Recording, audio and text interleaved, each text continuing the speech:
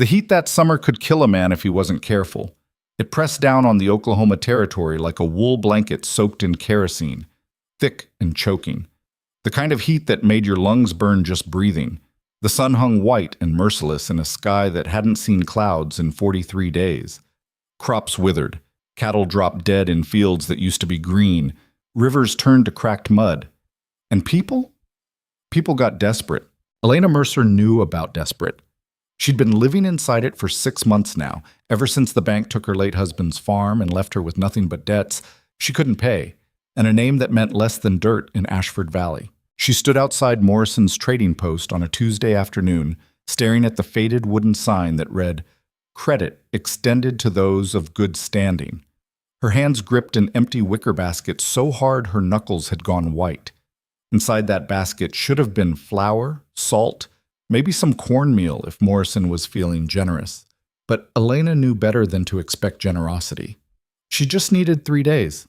3 days until the Hendersons paid her for mending their daughter's wedding dress. 3 days until she could scrape together enough coins to buy food that would last her through the week. 3 days so she wouldn't have to sleep another night with her stomach cramping so bad she couldn't think straight. Just 3 days. Elena pushed open the door. The bell above it rang sharp and clear, and every head in the store turned to look at her. She felt their eyes like splinters. There were maybe a dozen people inside. Ranch hands buying tobacco, wives examining fabric, old men pretending to care about the price of nails while they gossiped about whose farm was failing next. They all knew who she was. Tom Morrison stood behind the counter, a thick man with a gray mustache and arms like fence posts. He was counting coins into his register, didn't even look up when Elena approached. "Mr. Morrison," she said quietly. He kept counting. "Mr. Morrison, I need to ask you something." "Store's open," he said flatly. "You got money? You buy something. You don't, you leave." Elena swallowed. Her throat was so dry it hurt. "I know I owe you from last month, and I'm going to pay that back. I promise. But I need just a little more time." "No. Please. Just 3 days. The Hendersons are paying me on Friday, and I'll bring you every cent." I said no. Morrison finally looked up at her, and there was nothing in his face. No sympathy, no interest. Just cold refusal. "You think you're the first person to walk in here with empty pockets and a sob story? I run a business, not a charity. You want food, you pay for it. Otherwise, get out." The store had gone silent. Elena felt her face burning. She wanted to turn around and run, but she couldn't. She hadn't eaten anything but half a potato in 2 days. Her head felt light. Her vision kept blurring at the edges. "I'm not asking for charity," she said, trying to keep her voice steady. "I'm asking for 3 days of credit. I've never missed a payment before." "Before your husband died and left you with nothing, you mean?" Morrison crossed his arms. "Before you lost the farm. Before you became somebody else's problem." One of the ranch hands near the back of the store snickered. Elena's hands started shaking. "That's not fair." "Fair," Morrison barked out a laugh. "You want to talk about fair? You owe me $12 already, Mrs. Mercer. $12 you keep promising to pay and never do. Now you want me to give you more? You think I'm stupid?" "I'll pay you back, I swear. Your word doesn't mean a damn thing." Morrison pointed toward the door. "Get out." Elena didn't move. She couldn't. If she left the store without food, she didn't know what she was going to do. There was nowhere else to go. No family left. No friends who'd risk helping her. The whole valley knew she was broke, and broke people were contagious. "Please," she whispered. Morrison's expression hardened. "I'm not going to say it again. Get out." "Tom, come on," a woman's voice called from somewhere in the store. "Just give her a little something. It's not going to hurt you." "Mind your own business, Clara," Morrison snapped. Then he looked back at Elena. "You've got 5 seconds before I throw you out myself." Elena's vision went blurry, not from hunger this time, from shame, from the crushing weight of standing in front of a dozen people who were watching her beg and enjoying every second of it. She took a step backward, then another. Her heel caught on the edge of a floorboard, and she stumbled. The empty basket fell from her hands, clattered across the floor. Someone laughed. Someone else muttered something she couldn't hear. Elena bent down, grabbed the basket with trembling fingers, and walked toward the door. She didn't run. She wouldn't give them that. But when she stepped outside into the brutal heat, When the door swung shut behind her and she heard the laughter inside get louder, something inside her chest cracked open. She stood there on the wooden sidewalk holding an empty basket, staring at the dusty street in front of her. Wagons rolled past, horses kicked up dirt. People walked by without looking at her, like she was already a ghost. "This is what you are now," a voice whispered in her head. "Nothing, nobody. Not worth a 3-day loan of flour and salt." Elena bit down hard on the inside of her cheek to keep from crying. She wouldn't cry. Not here, not where they could see. But then she heard the door open behind her, and Morrison's voice boomed out. "And don't come back unless you got cash, you hear me? I'm done with beggars." The laughter inside the store erupted again. Elena closed her eyes. "Just walk away. Just go. Don't let them see you break." But before she could take a single step, a voice cut through the noise like a rifle shot. "That how you treat women around here?" Elena's eyes snapped open. The voice came from across the street, deep, rough. Not loud, but it carried weight. She turned her head. A man stood in the shadow of the livery stable, leaning against a hitching post with his arms crossed. He was tall, broad-shouldered, wearing a dusty black coat and a flat-brimmed hat pulled low over his face. She couldn't see his eyes, but she could feel them. He was looking straight at her. No, not at her. At Morrison. The laughter inside the store died. Elena heard boots on wood as Morrison stepped out onto the sidewalk beside her.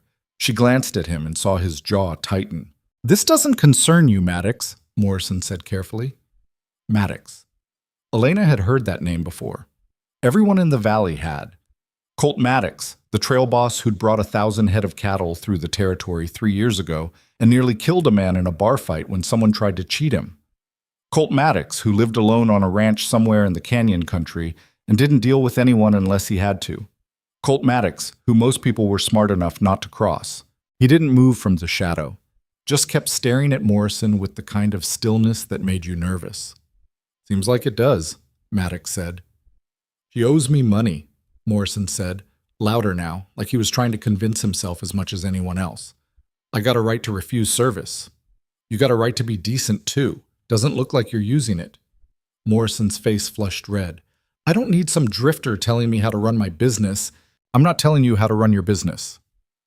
Maddox finally pushed off the hitching post and stepped into the sunlight.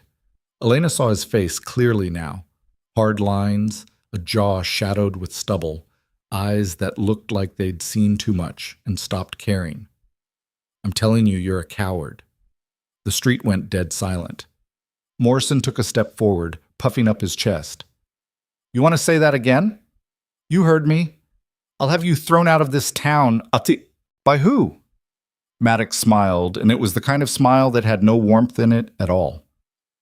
"You?" Morrison opened his mouth, closed it. His hand twitched toward his belt, but he wasn't wearing a gun. Smart. Elena had heard stories about what happened to men who pulled iron on Colt Maddox. Maddox turned his attention to Elena. She froze. Up close, he looked even harder, like he'd been carved out of something that didn't break. But when his eyes met hers, there was something else there. Something she didn't expect. Not pity, recognition. Like he'd been where she was standing, like he knew exactly what it felt like to have nothing and no one. "You need food?" he asked. Elena blinked.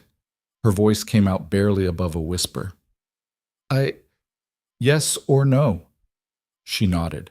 Maddox reached into his coat, pulled out a leather pouch, and tossed it to Morrison without looking at him. It landed on the sidewalk with a heavy clink of coins. "That cover her debt?" Maddox asked. Morrison stared at the pouch like it had just fallen from the sky. Yeah, that covers it." "Good. Now fill her basket."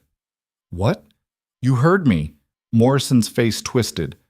"I'm not taking orders from you." Maddox took 2 steps forward. He didn't raise his voice, didn't have to. "Fill her basket." Morrison swallowed hard. For a long moment, he just stood there, weighing his pride against his survival. Then he bent down, picked up the pouch, and disappeared back into the store without another word. Elena stared at Maddox. He didn't look at her, just stood there with his arms crossed, waiting.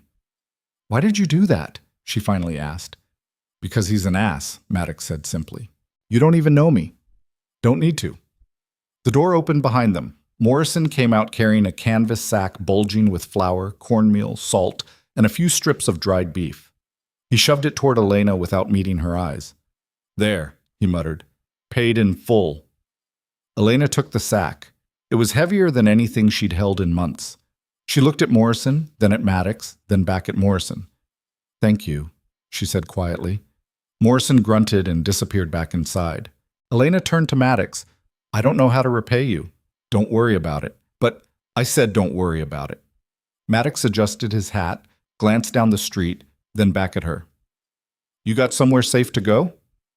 Elena hesitated. The truth was no. She'd been renting a single room above the seamstress shop, but she was 3 weeks behind on rent and knew she'd be locked out by the end of the week. But admitting that to a stranger felt like peeling off her last layer of skin. "I'll be fine," she said. Maddox studied her for a moment. She had the feeling he could see right through the lie. "You know where Black Canyon is?" he asked. "Yes. I got a ranch out there. If you need work, come find me." Elena blinked. "Work? I need someone who can cook, mend gear, keep things running while I'm out with the herd. Pays not much, but it's steady, food and a roof included." She stared at him. This didn't make sense. Men like Colt Maddox didn't just offer jobs to desperate women they didn't know. There had to be a catch. There was always a catch.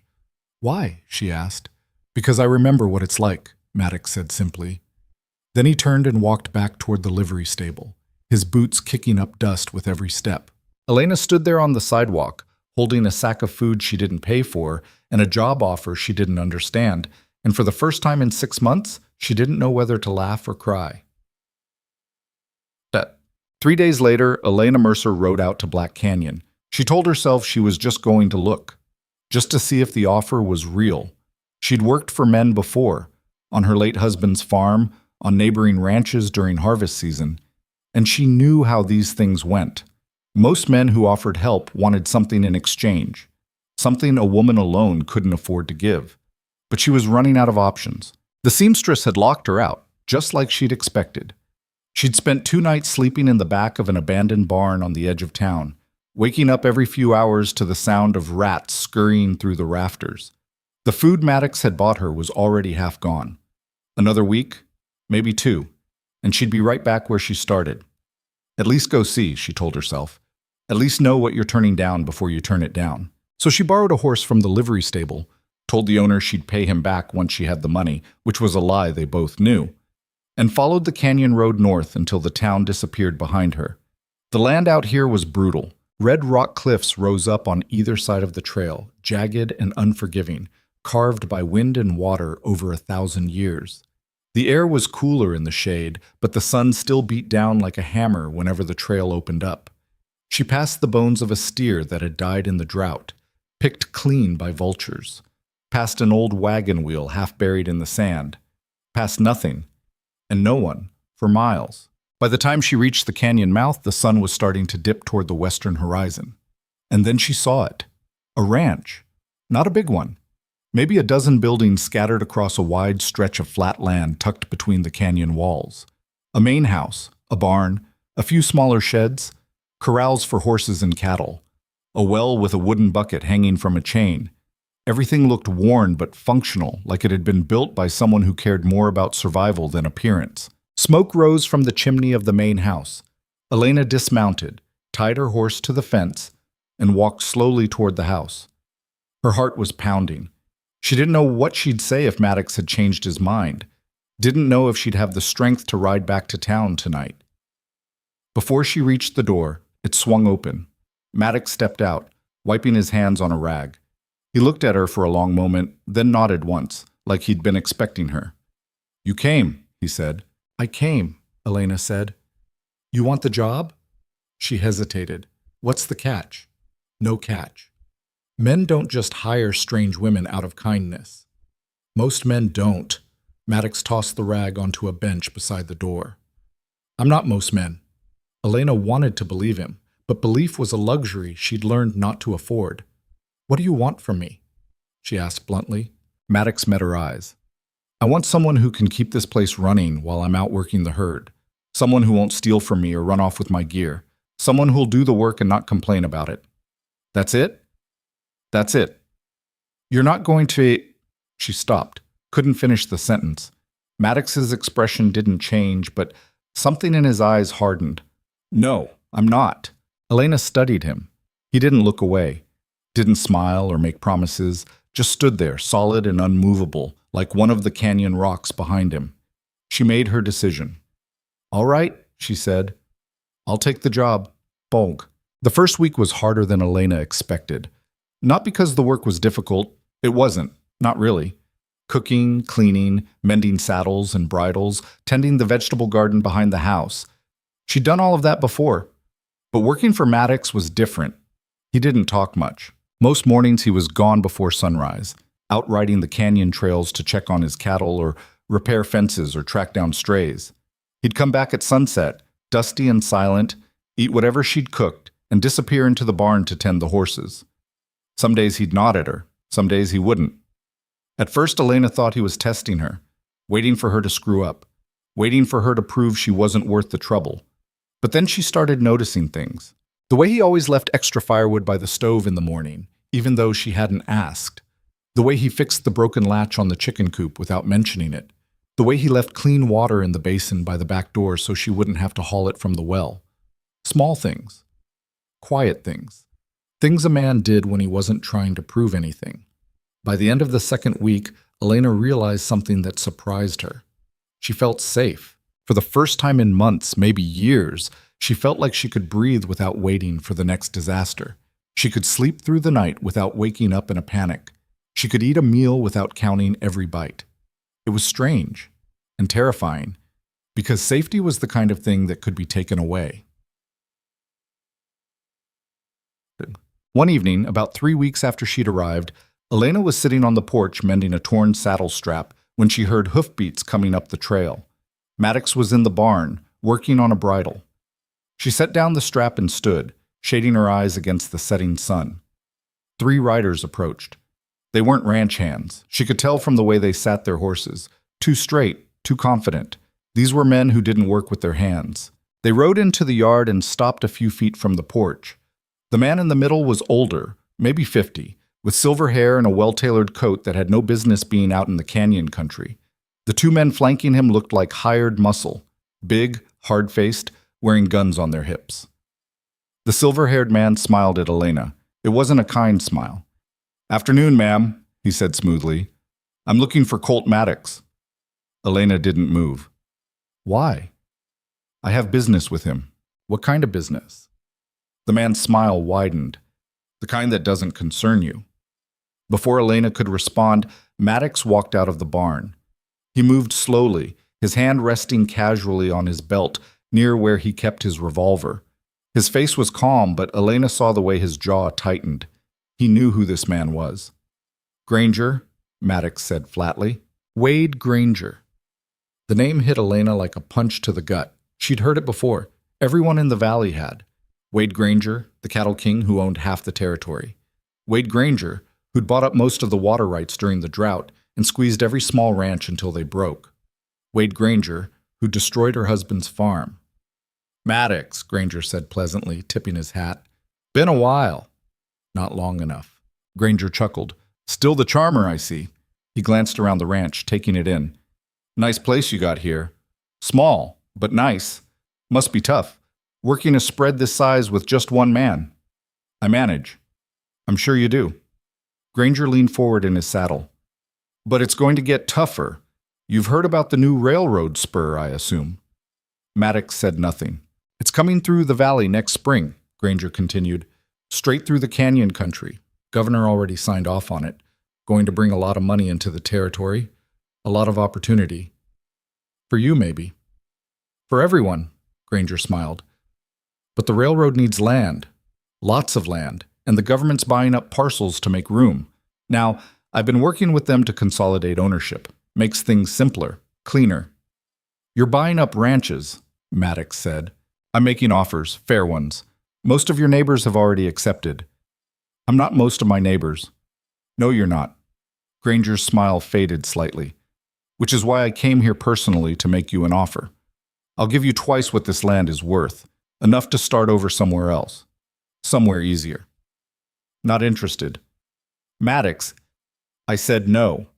Granger sighed like he was dealing with a stubborn child. You're making this harder than it needs to be. Good. One of the hired men shifted in his saddle, his hand drifting toward his gun. Maddox's eyes flicked to him, and the man froze. Granger noticed. He held up a hand and the man relaxed. Let me be clear, Granger said, his voice losing its friendly edge. The railroad's coming. Nothing you do is going to stop that. And when it does, this canyon land will either be under my control or it'll be seized by the government. Either way, you lose. The only question is whether you walk away with money in your pocket or nothing at all. Maddox stared at him. Get off my land. Granger's jaw tightened. For a moment, Elena thought he might push harder. But then he straightened in his saddle and smiled again, cold, calculated. You've got 2 weeks to reconsider, Granger said. After that, I can't protect you from what happens next. He didn't wait for a response, just turned his horse and rode off, his 2 hired men following close behind. Elena watched them disappear down the trail, her heart pounding. Then she turned to Maddox. He's going to come back, she said quietly. I know. He's going to try to force you out. I know that too. So what are you going to do? Maddox looked at her. His expression was unreadable. What I always do, he said. I stand my ground. Shut. That night, Elena couldn't sleep. She lay in the small room off the kitchen that Maddox had given her, staring at the ceiling, listening to the wind howl through the canyon. Her mind kept circling back to Granger's words. The railroad's coming. You lose. She'd heard that kind of talk before. That was what the bankers had said when they took her husband's farm. That was what the town had said when they refused to help her. That was what everyone said when they wanted you to give up. But Maddox wasn't giving up. And something about that terrified her, because she'd seen what happened to people who stood in Granger's way. She'd lived through it. She'd lost everything because of men like him. And now she was working for someone who just painted a target on his back. You should leave, a voice whispered in her head, before this gets ugly, before you lose everything again. But another voice, quieter, stubborn, whispered something else. Where would you go? Elena closed her eyes. She didn't have an answer. The next morning, Maddox was gone before sunrise again. Elena found a note on the kitchen table, scrawled in rough handwriting. Writing fence line. Back tonight. Don't open the door for anyone. She stared at the note for a long time. Then she folded it carefully and put it in her pocket. She spent the day working, cooked breakfast, fed the chickens, repaired a hole in the roof of one of the sheds, swept the porch, kept her hands busy so her mind wouldn't wander. But it wandered anyway. By mid-afternoon, she found herself standing by the well, staring out at the canyon walls rising up on either side of the ranch. Beautiful and brutal. The kind of land that could kill you if you weren't careful. The kind of land worth fighting for. She didn't hear the hoofbeats until they were almost on top of her. Elena spun around, her heart leaping into her throat. A rider came tearing into the yard, his horse lathered and wild-eyed. He pulled up hard by the porch, nearly falling out of the saddle. It was a young man, maybe 20, wearing ranch clothes covered in dust and sweat. Elena recognized him, one of the hands from the Sutherland Ranch, a few miles south. Where's Maddox? The young man gasped. He's not here, Elena said quickly. What's wrong?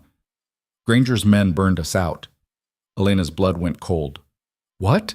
Last night, they rode in and torched the barn. Said if we didn't sell, they'd come back and burn the house next. The young man's voice cracked. My pa tried to fight them off, but there were too many. They beat him half to death. My ma, she's scared they're going to kill us. Elena's hand started shaking. Where are they now? Still at the ranch. Granger gave us until sunset to clear out. The young man looked at her desperately. Everyone says Maddox is the only one who's not scared of Granger. I need his help. Please. Elena's mind raced. Maddox wouldn't be back until tonight. By then, it would be too late. Wait here, she said. She ran into the house, grabbed Maddox's spare rifle from the rack by the door, and stuffed a handful of ammunition into her pockets. Her hands were shaking so bad she almost dropped the rifle twice. What are you doing? You don't even know how to shoot. But she didn't have time to think. She just moved. She saddled her horse, climbed up, and looked down at the young man. Show me where, she said. Bessie. The Sutherland Ranch was burning. Not the house. Not yet. But the barn was still smoldering, black smoke rising into the sky like a funeral pyre. Elena could smell it from a mile away. Ash and charred wood and the sickly sweet stench of burned hay. When they rode into the yard, she saw 4 men standing near the house. 3 of them were the same hired guns who'd come with Granger. The 4th was a thin man with a weasel face, holding a torch. Mrs. Sutherland stood on the porch, clutching a shotgun she looked too scared to use. Her husband was on the ground beside her, his face bruised and bloody. The thin man with the torch grinned when he saw the young man ride up. "You bring help, boy?" he called out mockingly. "Looks like you brought a woman instead." Elena dismounted slowly, gripping the rifle.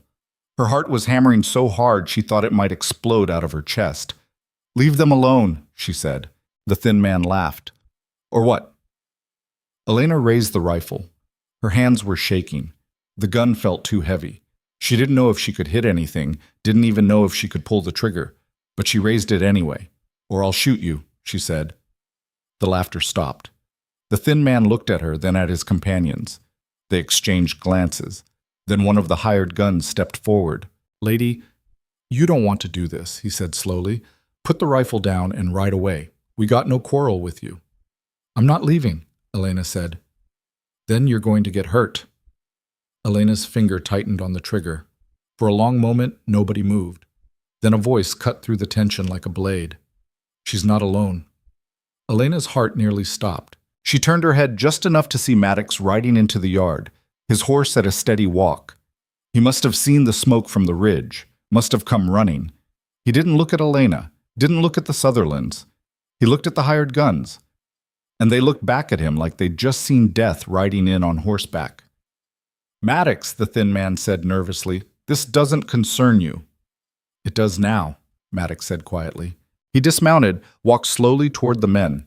His hand rested on his revolver, loose and ready. "You've got 3 seconds to ride out," Maddox said, "or I put you in the ground." The thin man swallowed hard. "Granger's not going to like this." "Tell him I don't care." One of the hired guns started backing toward his horse, then another. The thin man held his ground for a moment longer, trying to save face.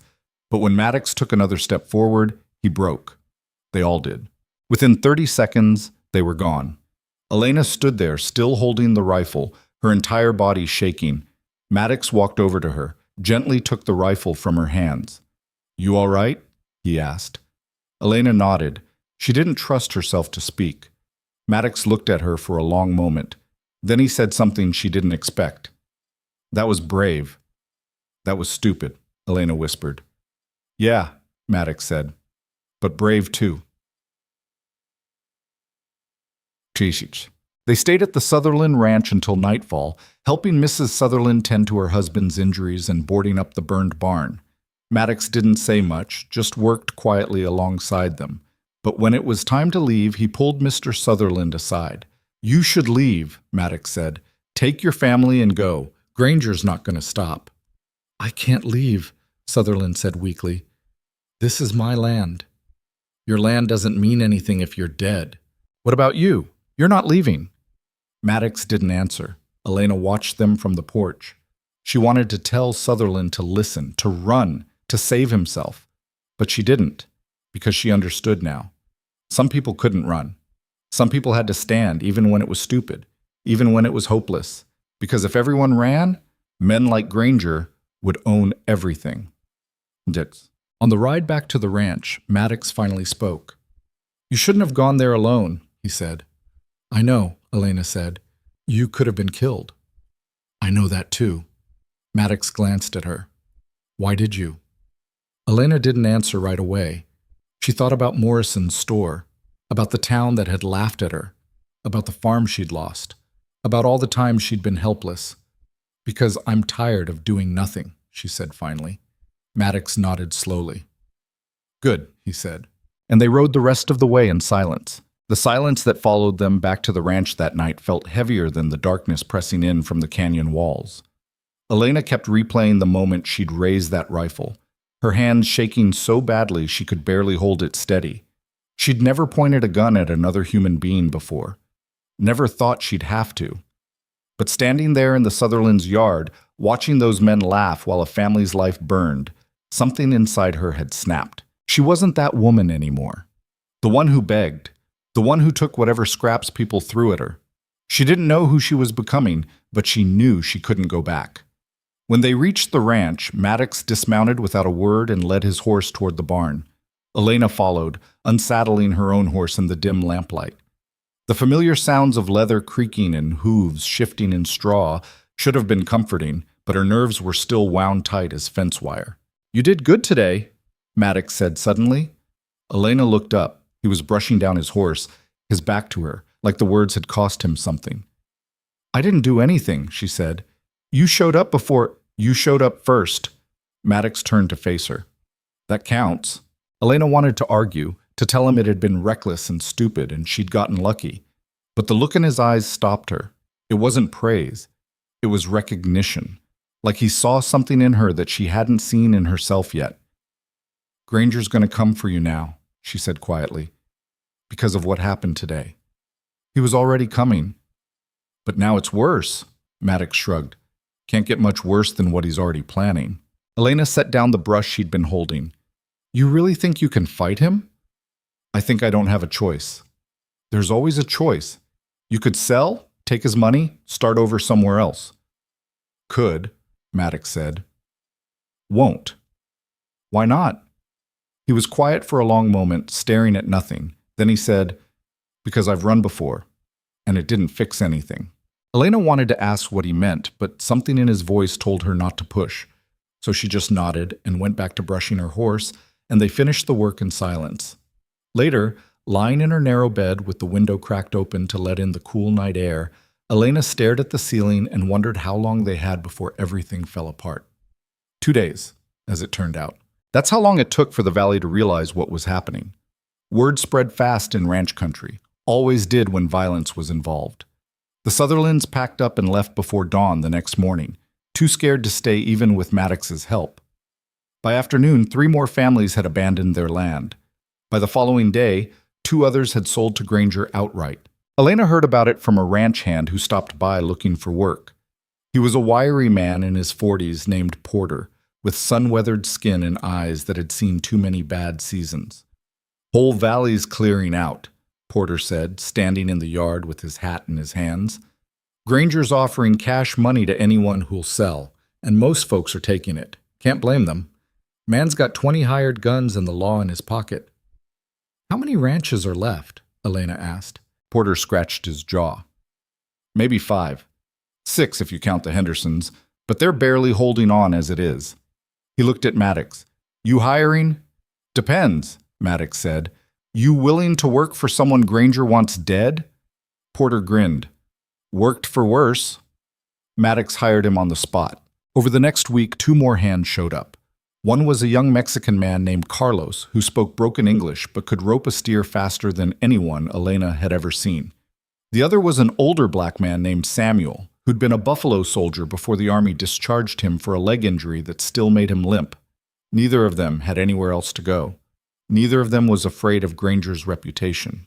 "Man can't kill what he can't catch," Samuel said with a dry smile when Elena asked why he'd taken the job. "And I've been running from men trying to kill me my whole life. At least this time I get paid for it." The ranch felt different with other people around, louder, more alive. Elena found herself cooking for 5 instead of 2, mending gear faster than it could pile up, and listening to stories around the fire at night that made her laugh for the first time in months. But underneath it all, she could feel the storm building. Granger didn't come himself the next time. He sent a message instead. It arrived on a Thursday morning, nailed to the fence post at the edge of the property. Elena found it when she went out to feed the chickens. A single piece of paper, folded once, with 4 words written in neat handwriting. "Last chance. Sell now." She brought it to Maddox. He read it, crumpled it into a ball, and tossed it into the fire without saying a word. That night, someone cut their fence line and scattered half the herd into the canyon. It took 2 days to round them all up. 3 steers were missing, probably stolen. Another had broken its leg in a ravine and had to be put down. The week after that, someone poisoned the well. Elena discovered it when she hauled up a bucket of water and found a dead coyote floating in it, bloated and stinking. Her stomach turned. She dropped the bucket and backed away, bile rising in her throat. Maddox stood at the edge of the well, staring down into the darkness. "Can we fix it?" Elena asked. "Not without draining the whole thing and cleaning it out. That'll take a week, maybe more." "What do we do for water until then?" "There's a spring about 3 miles north. We'll have to haul it." Carlos and Porter spent the next 5 days riding back and forth with barrels strapped to a wagon, hauling water from the spring while Samuel and Maddox worked on draining the well. It was backbreaking, endless work, and everyone knew who was behind it. But no one quit. Elena didn't understand it at first. These men didn't owe Maddox anything. They could have walked away, found work somewhere safer, somewhere Granger's shadow didn't reach. But they stayed, and when she asked Porter why, he just shrugged. "Man stands his ground, you stand with him. That's how it works." It was a code Elena had heard about but never really believed in. The kind of loyalty that didn't make sense unless you'd lived it. She was starting to understand. One evening, about a month after the Sutherland fire, Elena was sitting on the porch mending a saddle when she heard hoofbeats coming fast up the trail. She looked up, her heart jumping, but relaxed when she saw it was just one rider. A woman. Elena stood as the rider pulled up in the yard. She was maybe 30, with dark hair pulled back in a braid, and a face that looked like it had spent too many years squinting into the sun. She wore men's clothes, dusty trousers, a worn shirt, boots caked with mud. "You Elena Mercer?" the woman asked. "I am." The woman dismounted. "Name's Ruth Henderson. My husband owns a ranch about 10 miles east of here." Elena remembered the name. The Hendersons were one of the families Porter had mentioned, barely holding on. "What can I do for you?" Elena asked. Ruth glanced toward the barn where Maddox was working. "I need to talk to him. And you." Elena led her inside. Maddox came in a few minutes later, dusty and cautious. He nodded at Ruth, but didn't sit. "You've got 30 seconds, he said. Ruth didn't waste time. "Granger's men came to our place yesterday. Told my husband he had 1 week to sell or they'd burn us out like they did the Sutherlands. So sell," Maddox said bluntly. "We can't. We put everything we had into that land. If we sell to Granger, we'll get half what it's worth. Won't be enough to start over anywhere else." Ruth's jaw tightened. "We'll be broke, just like everyone else he's pushed out." "Then you fight." "We can't fight him alone. That's why I'm here." Ruth looked at Maddox, then at Elena. "Word's going around that you're the only one standing up to Granger, that you've got men willing to push back. I need to know if that's true." Maddox crossed his arms. "What if it is?" "Then I want to join you." Elena blinked. "You want to what?" "Join you, fight back, whatever it takes." Ruth's voice didn't waver. "My husband doesn't think we can win. He wants to sell. But I'm tired of running from men like Granger. I'm tired of watching him take everything while we sit around like scared rabbits." Maddox studied her for a long moment. "Fighting back means people might die. Doing nothing means we lose everything anyway. It's not the same thing, isn't it?" Ruth leaned forward. "Granger's already killed 2 men that I know of, burned out 4 families, poisoned your well. He's not going to stop until he owns the whole valley, so either we stand together or we lose everything one by one." Elena looked at Maddox. His face was unreadable, but she could see the gears turning behind his eyes. "I'll think about it," he said finally. Ruth stood. "Don't think too long. We're running out of time." After she left, Elena turned to Maddox. "You're not actually considering this, are you?" she asked. "Why not?" "Because she's right. People are going to die. And if you start organizing ranchers to fight back, Granger's going to come at you with everything he's got. He's already coming at me with everything he's got. It'll be worse." "Maybe," Maddox said. "Or maybe it'll finally be enough to stop him." Elena wanted to argue, wanted to tell him this was insane, but she couldn't, because deep down, she knew Ruth was right. Granger wasn't going to stop. He'd keep pushing until there was nothing left to push against. And maybe, just maybe, that meant it was time to push back. 2 days later, Maddox sent word to Ruth Henderson, then to the other ranchers still holding out, then to a few families who'd already sold but hadn't left yet. "Meet at Black Canyon, tomorrow night. Come armed." Elena spent the whole day cooking, beans, cornbread, coffee, strong enough to strip paint. She didn't know how many people would show up, but she wanted to be ready. By sunset, 14 people had ridden into the yard. It wasn't much, 14 people against Granger's empire, but it was more than Elena expected. They gathered in the barn after dark, sitting on crates and hay bales, rifles leaning against the walls. Maddox stood near the door, his arms crossed, watching them settle in. Elena stayed near the back, trying to be invisible. "All right," Maddox said once everyone was quiet. "You all know why you're here. Granger's pushing us out. Some of you already lost your land. Some of you are about to. And some of you are too stubborn to leave."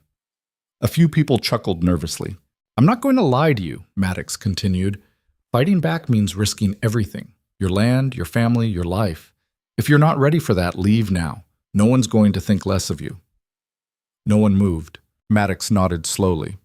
"All right then. Here's what we're up against. Granger's got money, guns, and the law. He's bought off the sheriff, the mayor, and half the territorial governor's office. He's got 20 hired guns on his payroll, maybe more, and he's not going to stop until he owns every acre from here to the rail line." "So what do?" a man asked. Elena recognized him as one of the Hendersons' neighbors. "We hit him where it hurts," Maddox said. "His money." Everyone leaned in. "Granger's running a supply operation," Maddox explained. "He's bringing in shipments of food and goods from the railhead, then selling them at triple the price to everyone in the valley. That's how he keeps people desperate. That's how he forces them to sell. If we cut off his supply line, we cut off his leverage." Ruth Henderson spoke up. "How do we do that?" "We raid his convoys." The room went dead silent. "You're talking about robbery," someone said. "I'm talking about survival," Maddox shot back. "Granger's been stealing from us for months, taking our land, our water, our futures. I'm saying we take something back." "They'll hang us if we get caught," another man said. "They'll starve us if we don't fight." Elena watched the faces around the room. Some looked scared, some looked angry. All of them looked desperate. Finally, Ruth stood up. "I'm in." One by one, the others nodded. Maddox looked at Elena. She didn't know why. Maybe checking to see if she'd stop him. Maybe just letting her know what was coming. She nodded, and that was it. They were going to war. The first raid happened 3 days later. Maddox, Carlos, and 2 of the Henderson ranch hands rode out before dawn to intercept one of Granger's supply wagons on the road from the railhead. Elena stayed behind with Porter and Samuel, keeping watch on the ranch in case Granger sent men in retaliation. She spent the whole day pacing, couldn't eat, couldn't sit still. Just kept looking at the horizon, waiting for riders that might never come back. It was nearly sunset when she finally heard hoofbeats. 4 riders came into the yard, leading 2 supply wagons piled high with crates and barrels. Elena ran out to meet them. Maddox dismounted, his face streaked with dust and sweat, but he was grinning. "We got it," he said. They unloaded the wagons that night by lamplight. Flour, sugar, salted beef, cornmeal, coffee, canned goods, blankets, rope, nails. Enough supplies to keep 3 ranches running for a month. Elena stood in the barn, staring at the pile of goods, and felt something crack open inside her chest. Hope. It was dangerous, fragile, the kind of thing that could get you killed, but it was there. Over the next 2 weeks, they hit 3 more convoys. Each time, Maddox and his men rode out before dawn and came back with wagons full of supplies. Each time, they distributed the goods to the families still holding out. Food, water, tools, anything they needed to survive. And each time, Elena saw something changing in the valley. People who'd been ready to give up started fighting back. Families who'd packed their belongings started unpacking. Ranchers who'd barely spoken to each other started working together. Hope was spreading. And Wade Granger noticed. The attack came on a Tuesday. Elena was in the garden behind the house, pulling weeds, when she heard shouting from the yard. She dropped the hoe and ran around the side of the building just in time to see 6 riders thundering up the trail. Granger's men. Porter and Samuel were already moving, grabbing rifles from the barn. Carlos appeared from the corral, a shotgun in his hands. Maddox stepped out of the house, calm and steady, his revolver strapped to his hip. The riders pulled up 20 feet from the porch. The man in front was the thin, weasel-faced man from the Sutherland fire. He was holding a rifle across his saddle, grinning like a cat with a mouse. "Well, well," he said, "looks like we got ourselves a little army here." "Get off my land," Maddox said. "Can't do that. Got orders from Mr. Granger. Says you've been stealing from him."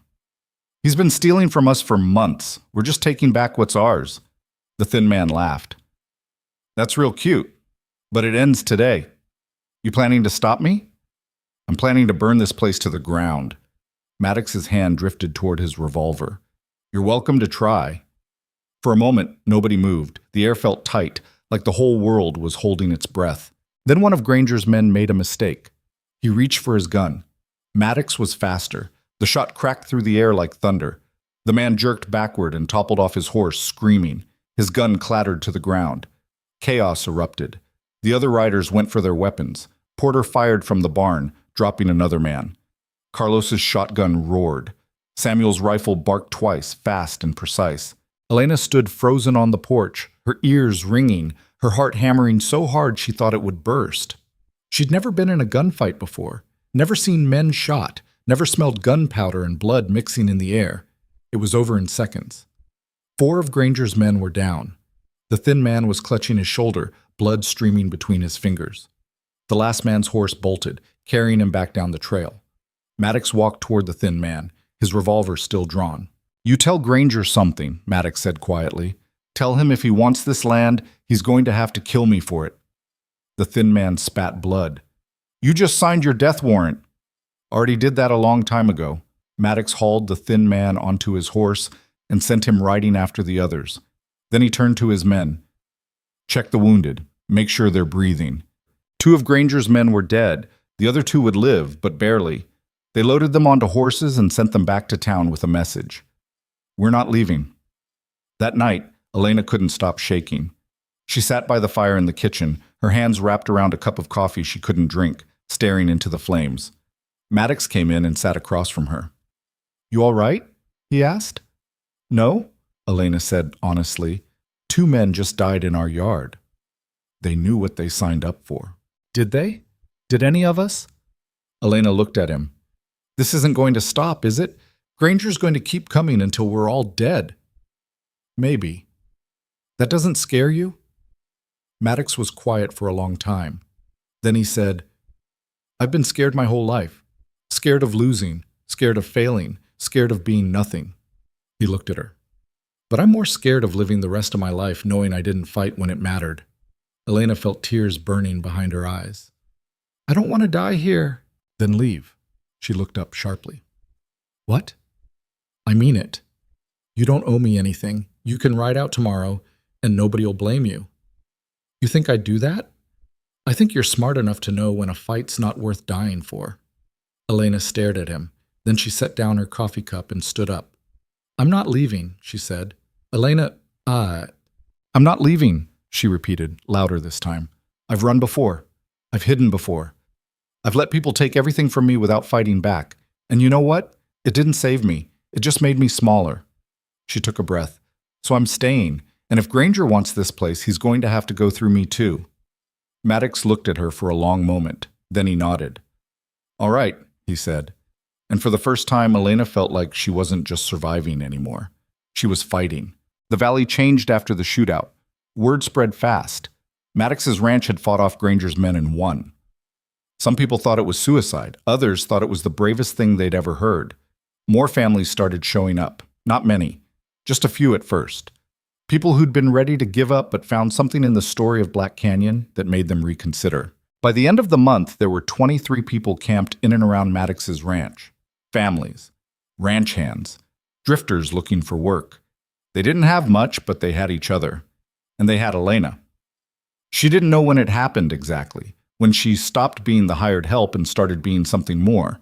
But somewhere along the way, people started coming to her with problems, asking her opinion, listening when she spoke. At first, it made her uncomfortable. She didn't want that kind of responsibility, didn't think she deserved it. But then she realized something. These people weren't following her because she was strong or smart or fearless.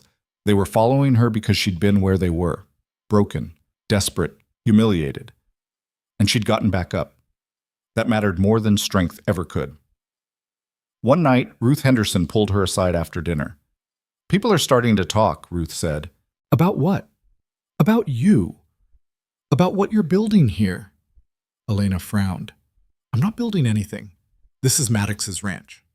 It was Maddox's ranch. Now it's something else. Ruth smiled. You're giving people hope, Elena. That's dangerous. Hope isn't dangerous. It is when it threatens powerful men. Elena thought about that for a long time after Ruth left.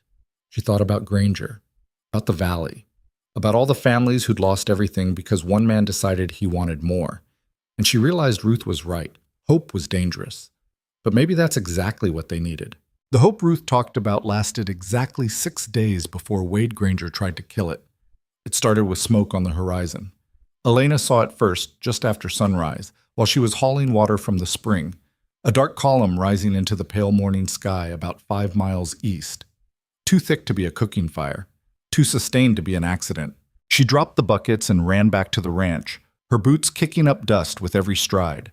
Her lungs burned by the time she reached the yard, but she didn't slow down until she found Maddox in the barn. "Fire!" she gasped, pointing east. "Big one."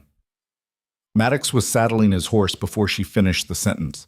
Carlos and Porter were right behind him, grabbing rifles and ammunition. Samuel limped out of the bunkhouse, already strapping on his gun belt. "Could be nothing," Porter said, but his voice didn't sound convinced. "It's not nothing," Maddox said flatly.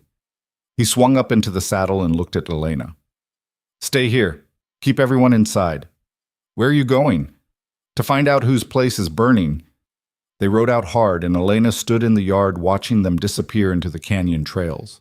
The smoke kept rising, darker now, spreading across the sky like a stain. She felt sick. Ruth Henderson appeared beside her, shading her eyes against the sun. "That's coming from the Miller place," Ruth said quietly. "I'd recognize those hills anywhere." The Millers. Elena remembered them from one of the barn meetings, an older couple, maybe 60, who'd worked their ranch for 30 years. They'd been too proud to take charity, too stubborn to sell to Granger, and too poor to fight back. "How long until they get there?" Elena asked. 20 minutes if they push the horses." It felt like 20 hours.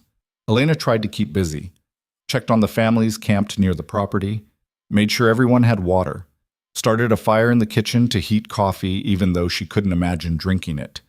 But her hands kept shaking, and every few minutes she found herself staring at the eastern horizon, watching that terrible black smoke climb higher. When Maddox and the others finally came back, their faces told her everything she needed to know. "They're dead," Maddox said, dismounting slowly. His voice was flat, empty. "Both of them." Elena's stomach dropped. "What happened?" "Granger's men burned them out, set fire to the house while they were sleeping. By the time we got there, the whole place was gone. We found their bodies in what was left of the bedroom." Ruth made a strangled sound. One of the other women started crying. "Did you see who did it?" Elena asked. "Didn't have to. They left a message nailed to the fence post." Maddox reached into his coat and pulled out a scorched piece of paper. The edges were blackened, but the writing was clear enough. "This is what happens to traitors. Sell or burn." Elena stared at the words until they blurred. She wanted to scream, wanted to throw something, wanted to ride to Granger's ranch and burn it to the ground the way he'd burned the Millers. But screaming wouldn't bring them back. And rage without a plan was just noise. "We need to leave," someone said. Elena looked up and saw one of the younger ranch hands backing toward his horse. "This is insane. Granger's killing people now. Actual murder. We can't fight that." "So we just let him win?" Ruth snapped. "We stay alive. That's what we do." "By running away like cowards? By being smart enough to know when we're beaten." The argument erupted across the yard. People shouting over each other. Some wanted to fight. Some wanted to flee. Some just stood there looking lost, like they'd woken up from a dream and found themselves in a nightmare. Elena looked at Maddox. He was staring at the ground, his jaw clenched so tight she could see the muscles working. "Say something," she told him. He looked up at her. His eyes were hard, but underneath the hardness was something else, something that looked like doubt. "What do you want me to say?" he asked quietly. "That we can win this? We can't. Granger's got more money, more guns, more everything. He just killed 2 people to prove a point, and he'll keep killing until we're all dead or gone." "So that's it? We give up?" "I'm saying maybe the kid's right. Maybe staying alive matters more than staying here." Elena felt like she'd been slapped. "You don't mean that." "Don't I?" Maddox's voice rose. 2 people are dead, Elena. Good people. People who trusted me when I said we could fight back. And now they're burned up in their own house because I was too stubborn to see this was a losing fight. You didn't kill them. Granger did. I might as well have. I'm the one who told everyone to stand their ground. I'm the one who said we could win. He looked around at the faces watching them. And I was wrong. The words hung in the air like a death sentence. Elena wanted to argue, wanted to tell him he was being stupid, that giving up now would make the Millers' deaths meaningless, that Granger would win if they all just scattered like frightened animals. But she also knew what he was feeling. The guilt. The weight of being responsible for other people's lives. The crushing realization that sometimes doing the right thing got people killed. She'd felt it herself, standing in the Sutherlands' yard with a rifle in her shaking hands. "You're right," she said finally. Maddox blinked. "What?" "You're right. We can't win. Not the way things are now." Elena took a breath. "But that doesn't mean we stop fighting. It means we fight smarter." "There's no smart way to fight a man with an army." "Maybe not. But there's a smart way to take away his power." Everyone was watching her now. Elena felt the weight of their attention like a physical thing pressing down on her shoulders. She wasn't a leader, wasn't a strategist, wasn't anything except a widow who'd gotten lucky enough to meet a man willing to give her a chance. But she'd also spent the last 2 months learning, watching, listening to the way Maddox and his men talked about supply lines and water rights, and the way Granger controlled the valley. And she'd noticed something. Granger's power comes from one thing, Elena said slowly, working it out as she spoke. Control. He controls the water. He controls the supply routes. He controls who gets to eat and who starves. That's how he keeps everyone desperate. That's how he forces them to sell. "So?" Porter asked. "So we take it back." Maddox frowned. "We've been raiding his supply wagons for weeks. It's not enough." "I'm not talking about wagons. I'm talking about water." The yard went silent. Ruth stepped forward. "What are you saying?" Elena turned to face the group. Before the drought, there were wells all through these canyons. Old mining wells dug 50 years ago when they were pulling silver out of the cliffs. Most of them dried up or got abandoned when the mines closed. But some of them are still good, still have water. "How do you know that?" Maddox asked.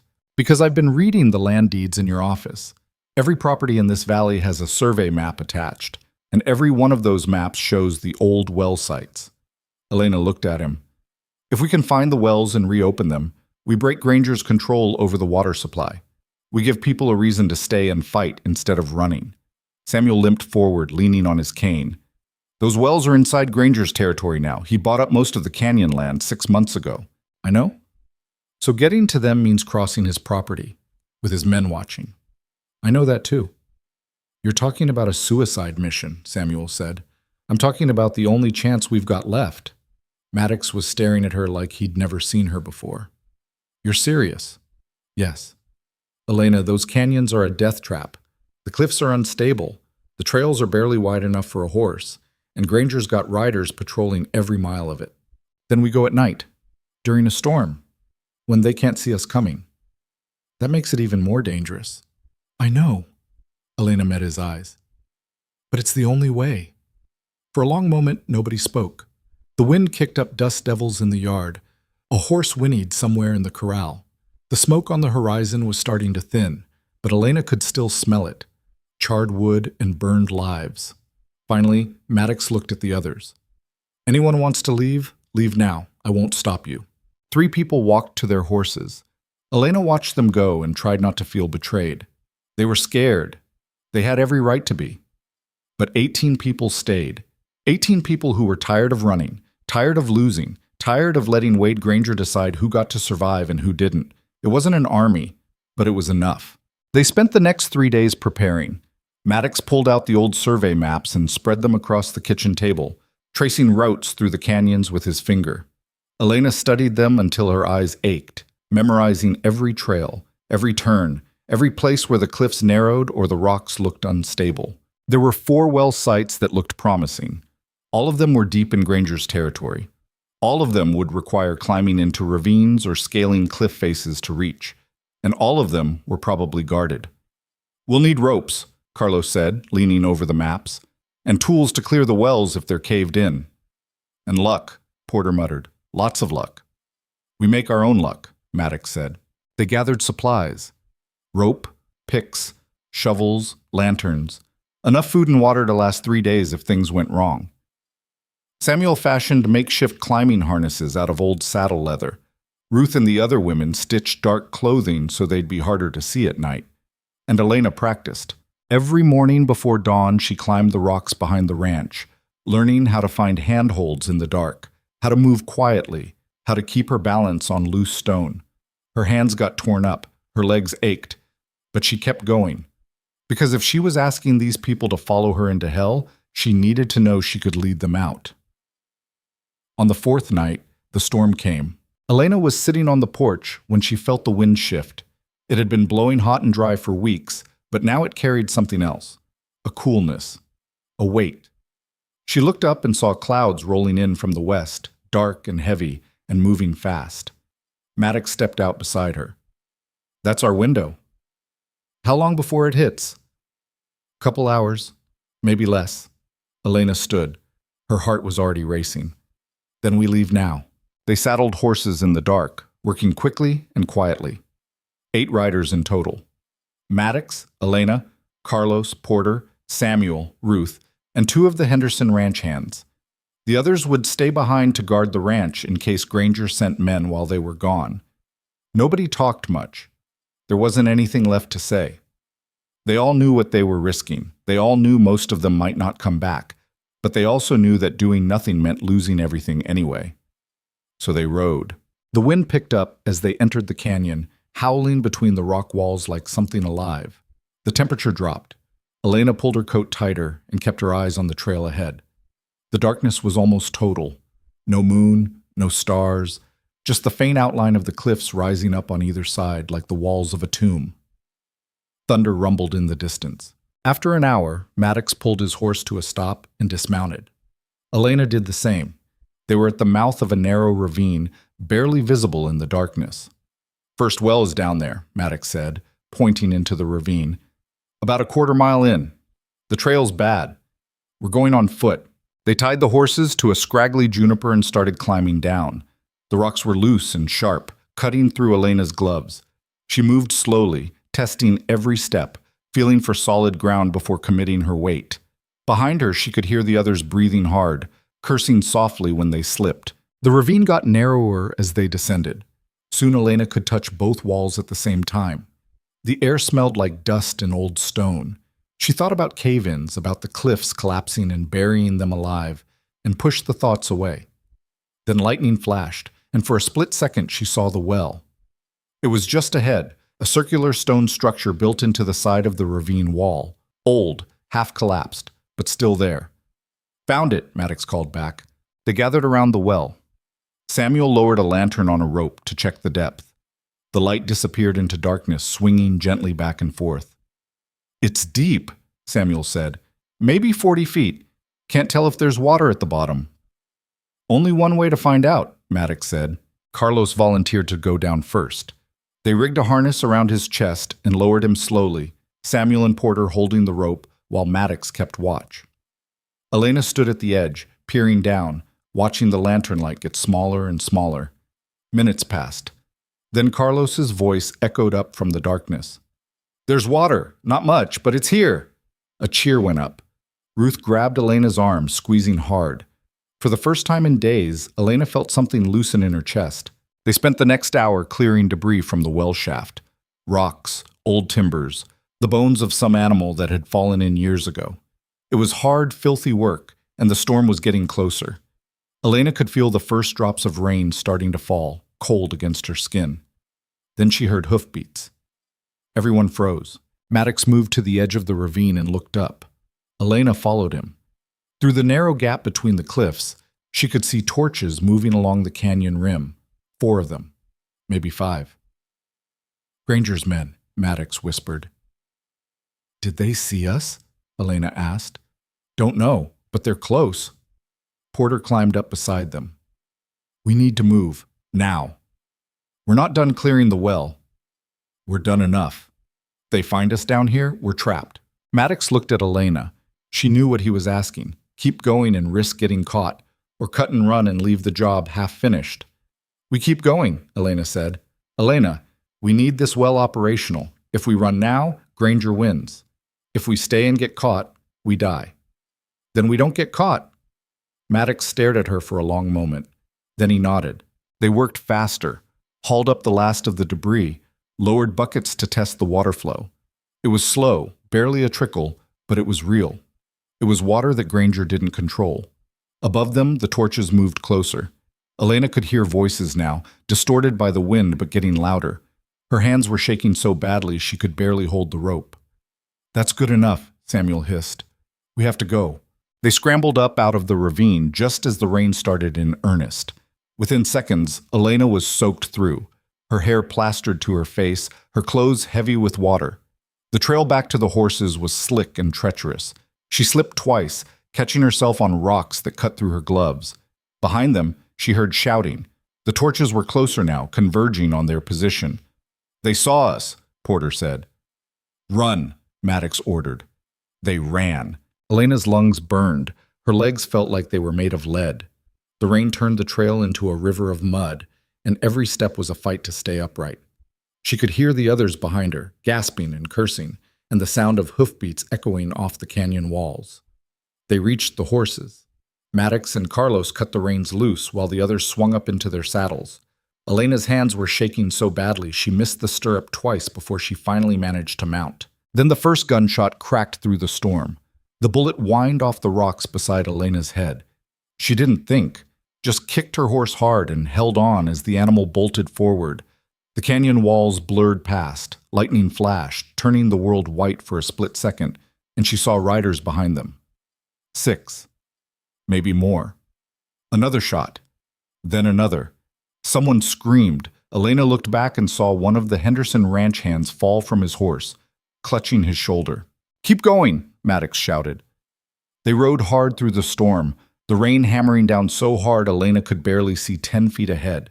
The trail twisted and turned, narrow passages between towering cliffs that looked like they might collapse at any second. Behind them, Granger's men kept coming, firing blindly into the darkness. Then the trail forked. Maddox pulled left, toward the deeper canyons.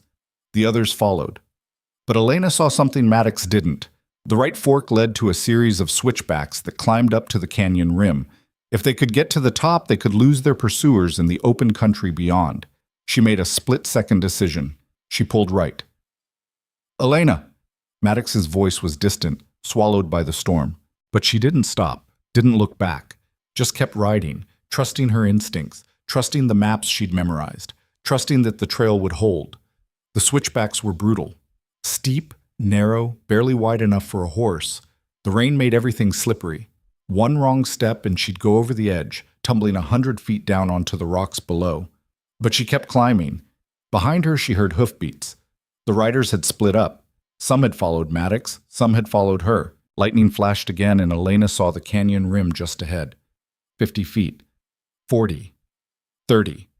Another gunshot. This one so close she felt the heat of it pass her cheek. Then her horse stumbled. Elena's stomach dropped as the animal's front legs buckled.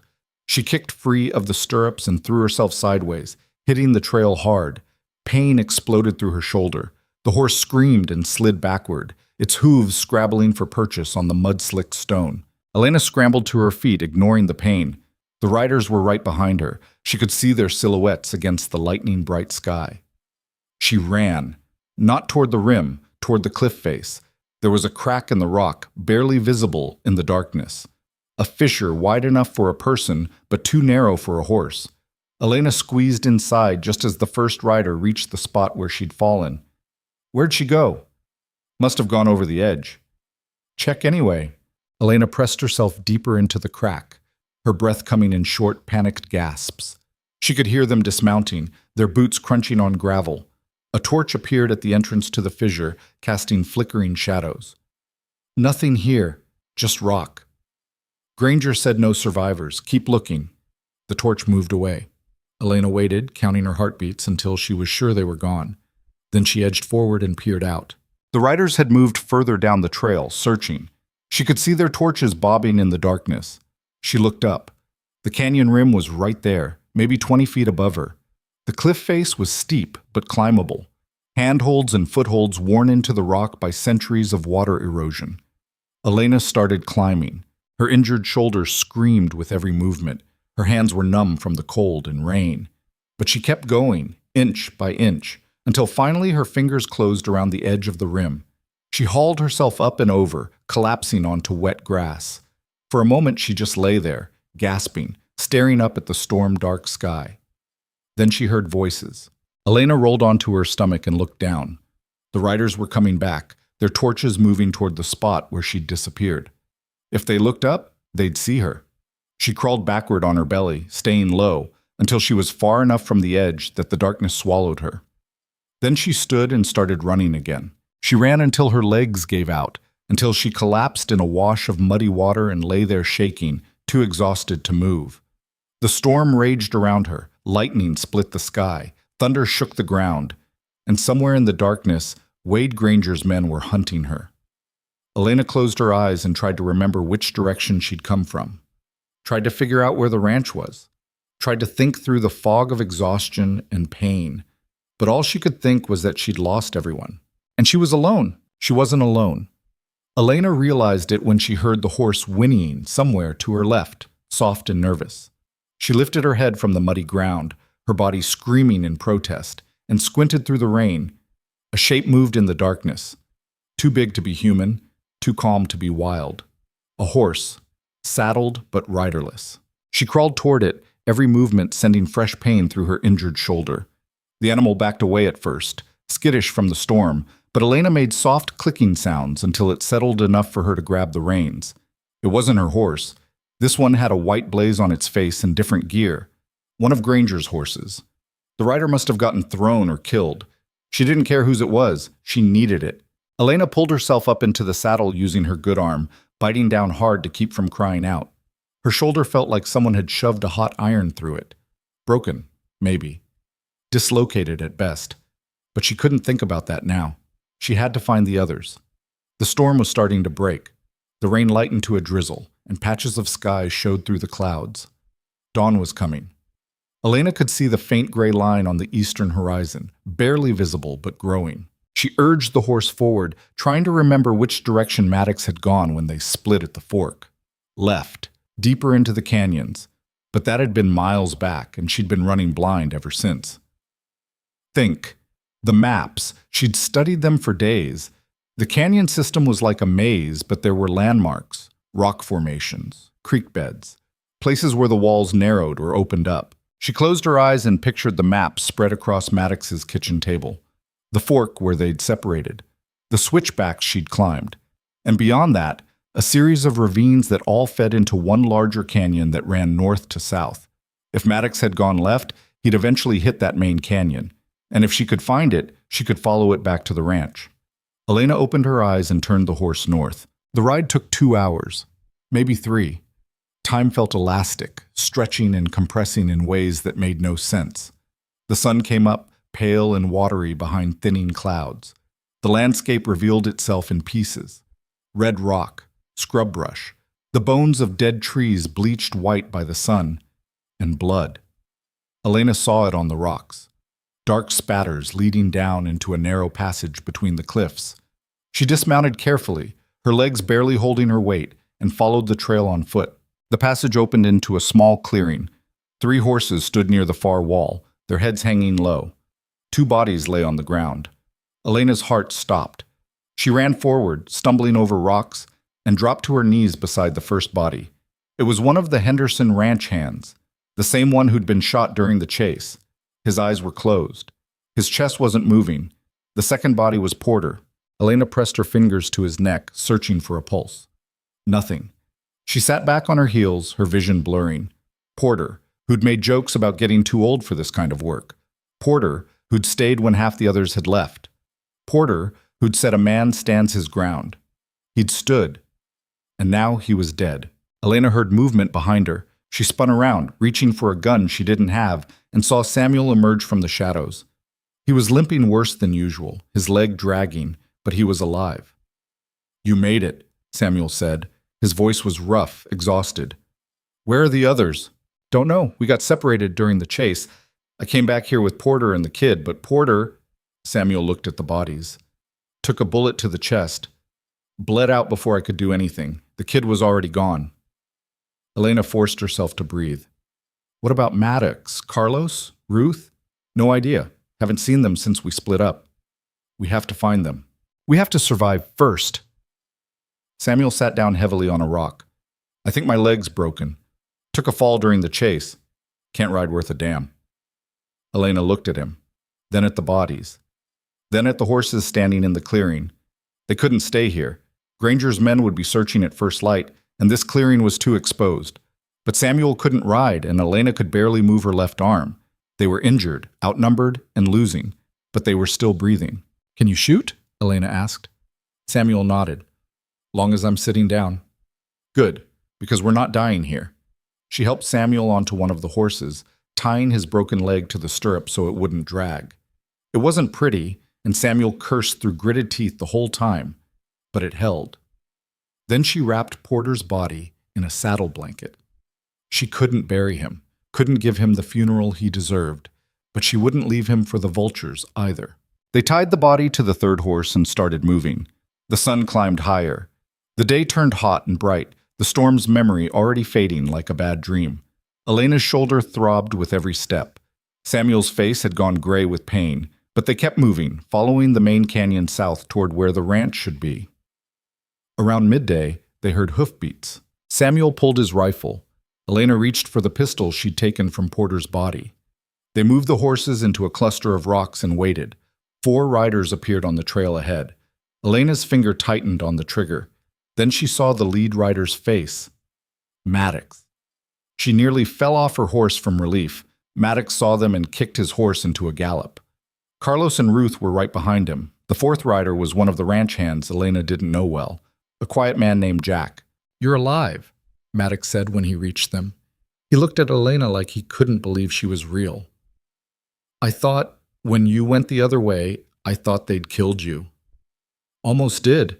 Elena's voice came out rough and cracked. We lost Porter, and one of the Hendersons' men. Maddox's expression went hard. He looked at the horse carrying Porter's body, and something in his jaw tightened. How many of Granger's men did we lose? Samuel asked. 3 confirmed dead, maybe more wounded. Maddox dismounted and moved to check Samuel's leg. What happened to you? Horse threw me, leg snapped, I'll live. What about the well? Cleared and operational, water's flowing, not much, but it's there. Maddox looked at Elena. You did it. We did it, Elena said. But it cost us. They rode the rest of the way back to the ranch in silence. Elena kept thinking about Porter, about his jokes, about the way he'd always been the first one up in the morning, making coffee before anyone else was awake, about how he'd never see another sunrise. When they finally reached Black Canyon, the sun was setting. The people who'd stayed behind came running out to meet them, their faces brightening when they saw the group was mostly intact. Then they saw Porter's body, and the celebration died. They buried him that night behind the ranch house, next to a small grave marker for the Henderson ranch hand. Ruth spoke a few words. Elena tried to listen, but all she could hear was the wind moving through the canyon and the sound of dirt hitting wood. After the burial, Maddox found her sitting alone on the porch. You should get that shoulder looked at, he said. It's fine. It's not fine. You can barely move it. Elena didn't argue. She was too tired, too wrung out. She let Maddox help her inside, where Ruth cleaned the wound and wrapped it tight enough that Elena's ribs ached. The pain was sharp and immediate, but at least it was something she could feel. Something real. You're lucky it's not broken, Ruth said, just badly dislocated, but you need to keep it still for at least a week. I don't have a week. Then you'll lose the use of it permanently. Your choice. Elena closed her eyes. She knew Ruth was right, but a week felt like forever when Granger was out there planning his next move. We opened the well, she said quietly. Does that change anything? It changes everything, Maddox said from the doorway. We proved Granger doesn't control the water anymore. Word's already spreading. People are talking about coming back, about fighting. Fighting with what? We lost 2 people tonight. We're running out of guns, ammunition, food. Granger's still got an army. He's also scared. Elena looked up. What? Think about it. We hit his supply wagons. We opened his wells. We killed 3 of his men. He's not invincible anymore, and people are starting to see that. Maddox sat down across from her. Fear was his weapon, but we're taking it away from him. By getting our people killed? By showing them it's possible to fight back. Elena wanted to believe him, wanted to think Porter's death meant something, but all she could see was the hole in the ground behind the house and the way the dirt had looked falling on that wooden box. I need to sleep, she said. Maddox nodded and left her alone. Elena lay down on her bed, fully clothed, her injured shoulder throbbing, and stared at the ceiling.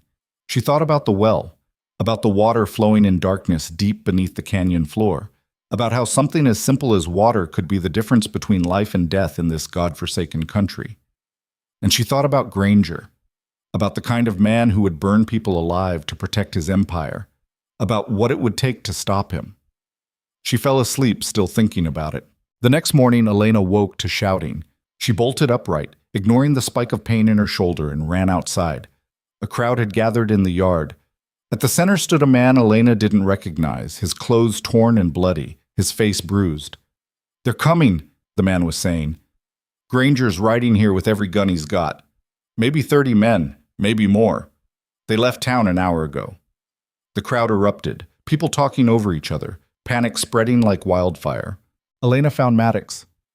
"Is it true?" "Don't know yet, but we're not taking chances." He raised his voice. "Everyone who can't fight, get in the house. Board up the windows. Everyone else grab weapons and get to your positions."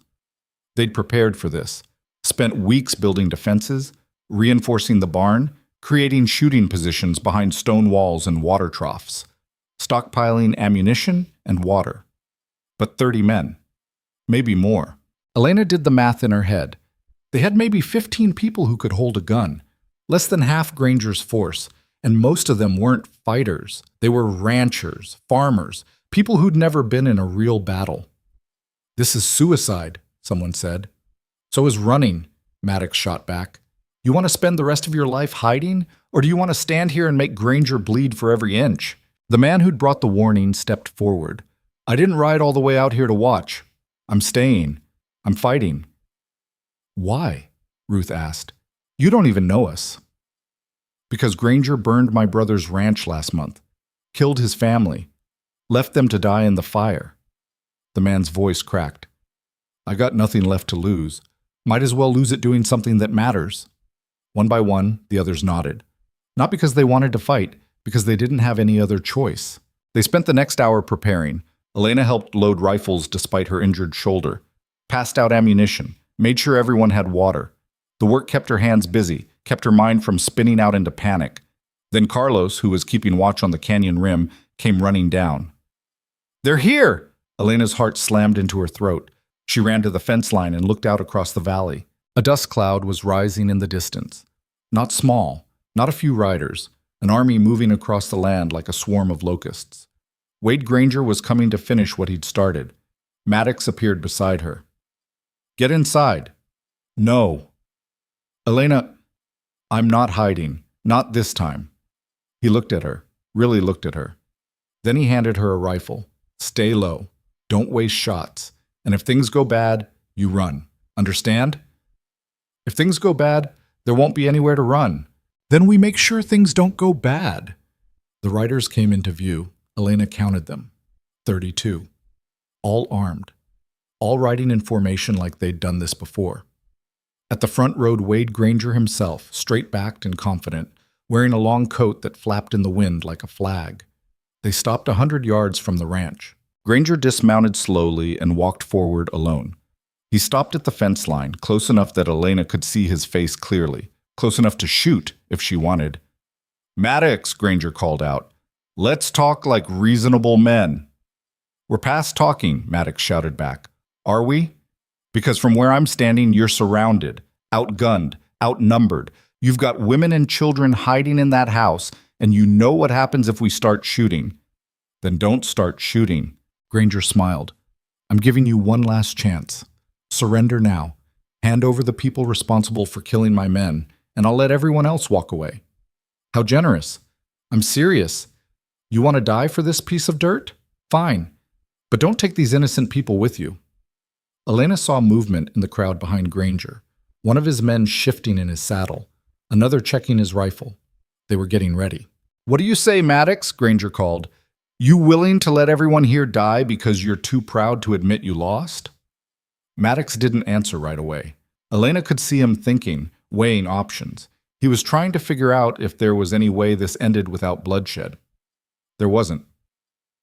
"I've got a counteroffer," Maddox finally said. "You turn around and ride back to town. Leave these people alone. And maybe I don't put a bullet through your skull right now." Granger's smile faded. Wrong answer. He turned and walked back to his men. Elena's hands started shaking. This was it. This was where people died, where everything they'd fought for came down to 30 seconds of violence and chaos. Granger swung up into his saddle, raised his hand. "Kill them all!" he said. The world exploded. Gunfire erupted from both sides. Elena dropped behind a water trough, her ears ringing from the noise. Bullets whined overhead. Wood splintered. Someone screamed. She raised her rifle and fired at the mass of riders. Didn't aim at anyone specific, just pulled the trigger and hoped. The rifle kicked against her injured shoulder and she nearly dropped it from the pain. Beside her, Carlos was firing methodically, taking his time between shots. Samuel was up in the barn loft with a rifle, picking off targets with calm precision despite his broken leg. Ruth was behind a stone wall, reloading and firing, but Granger's men kept coming. They spread out using the rocks and brush for cover, advancing in coordinated movements. These weren't scared ranch hands or desperate farmers. These were professionals, killers who did this for money, and they were good at it. Elena saw Jack go down, clutching his chest, saw one of the women from the Henderson ranch take a bullet to the leg, saw the barn door splinter as a hail of bullets tore through it. They were losing. Maddox was firing from behind the porch, his face grim. He caught Elena's eye and shook his head slightly. This wasn't going to work. Then Elena saw something. One of Granger's men had broken away from the group and was circling around toward the back of the house. If he got there, he could fire into the windows where the non-fighters were hiding, where the children were. Elena didn't think, just moved. She ran from the water trough to the corner of the house, her legs pumping, bullets kicking up dirt around her feet. Her shoulders screamed, her lungs burned. But she didn't stop. She reached the back of the house just as the rider came around the corner. They saw each other at the same time. He went for his gun. She was already raising hers. She fired. The shot caught him in the shoulder. He spun backward, dropping his rifle. Elena fired again. This time she didn't miss. The man fell from his horse and didn't move. Elena stood there, shaking, staring at what she'd done. She'd killed a man, put a bullet through his chest and watched him die. She felt nothing. No guilt, no horror. Just a cold, empty certainty that he would have killed the children if she hadn't stopped him. More gunfire from the front yard. Elena ran back, staying low. When she reached the water trough, she saw that Granger's men had gotten closer. They were within 50 yards now. Soon it would be hand-to-hand fighting, and when that happened, numbers would win. "We have to fall back," Maddox shouted. "Fall back where?" Ruth yelled. "The house! Barricade the doors!" They retreated in stages. Carlos covering while Samuel limped down from the barn, Ruth firing while Elena helped the wounded inside. It was chaos. Bullets everywhere, people screaming, the smell of gunpowder so thick Elena could taste it. They got everyone into the house and slammed the door, shoved furniture against it, broke out the windows for shooting positions. And then they waited. Outside, Granger's men had stopped advancing. They'd taken cover behind whatever they could find and were just shooting at the house, keeping everyone pinned down. "Why aren't they charging?" Carlos asked. "Because they don't have to," Maddox said grimly. "They can just sit out there and wait until we run out of ammunition, or water, or hope." Elena checked her rifle. 4 bullets left. She looked around the room. Everyone was low on ammunition. Some people were already out. "How long can we hold?" Ruth asked. "Maybe a few hours, maybe less. Then what? Then we die." Elena heard crying from the back room where the families were hiding. Children who didn't understand what was happening. Women who'd come here thinking they'd be safe. She thought about Morrison's store, about standing in the dirt with an empty basket while people laughed, about how small she'd felt, how worthless. She wasn't that woman anymore. But she also wasn't sure she wanted to be this woman either. This woman who killed people, who led others into fights they couldn't win, who made choices that got good people buried in shallow graves. There has to be another way, Elena said. There isn't, Maddox said. There's always another way. Not this time. Elena looked out the window at Granger's men, at the army surrounding them, at the impossible odds. And then she saw it. Wade Granger was standing near his horse, directing his men, completely exposed. He was maybe 80 yards away. A difficult shot, but not impossible. If she could kill Granger, his men might scatter, might lose their nerve. It was a long shot, literally, but it was the only shot they had. Give me your rifle, Elena said to Samuel. Why? Because I'm going to end this. Samuel handed her his rifle. It was a better weapon than hers, longer range, more accurate. He'd been a soldier. He knew what she was planning. That's a hard shot, Samuel said quietly. Wind's tricky. You've only got one chance. I know. Elena moved to the window, steadied the rifle on the sill, found Granger in her sights. Her hands were shaking. Her injured shoulder throbbed. She could barely breathe. She thought about Porter, about the Millers, about everyone who'd died because this one man wanted more than his share. She pulled the trigger. The shot cracked through the air. For a split second, nothing happened. Then Wade Granger stumbled. His hand went to his chest. He looked down at the blood spreading across his expensive coat, his face registering shock. He fell to his knees, then onto his face, and didn't get up. The shooting stopped. Granger's men stared at their fallen boss. Some of them ran toward him. Others just stood there, frozen. He's dead, someone shouted. Granger's dead! And just like that, the fight went out of them. One by one, Granger's men mounted their horses and rode away. Some headed back toward town. Others just scattered into the canyon country, probably figuring they'd take their chances on their own rather than die for a dead man's empire. Within 5 minutes, the ranch was empty except for the people inside the house. Elena lowered the rifle. Her hands were still shaking. Her ears were ringing. She felt like she might throw up. You did it, Ruth whispered. Elena looked at the body lying in the dirt 80 yards away. The man who'd controlled the valley, who'd burned people alive, who'd taken everything from so many families. Now he was just meat and bones cooling in the sun. Yeah, Elena said. I did it. But she didn't sound happy about it. The silence after the gunfire stopped felt wrong, like the world had forgotten how to make sound. Elena stood at the window, still holding Samuel's rifle, watching Wade Granger's body lie motionless in the dirt. Blood pooled beneath him, dark and spreading. She'd done that. Put a bullet through a man's chest and ended him. She waited for guilt to come, for horror, for something that felt like remorse. It didn't come. What came instead was exhaustion so profound she could barely stand. Her legs gave out and she sat down hard on the floor, the rifle clattering beside her. Around her, people were emerging from their hiding spots, checking the wounded, crying, hugging each other. The sounds of relief mixed with grief in ways that made her head spin. Maddox appeared in front of her. He crouched down, his face smeared with dirt and gunpowder residue, and looked at her for a long moment. You all right? He asked.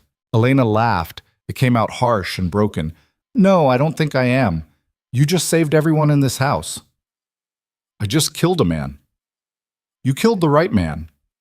Elena looked up at him. Does that make it easier? Maddox was quiet. Then he said, No, it doesn't, but it makes it necessary. He helped her to her feet and they walked outside together. The yard was a disaster. Bullet holes everywhere, blood on the ground, 2 bodies that would need burying. But it was over. The siege was done. Granger was dead.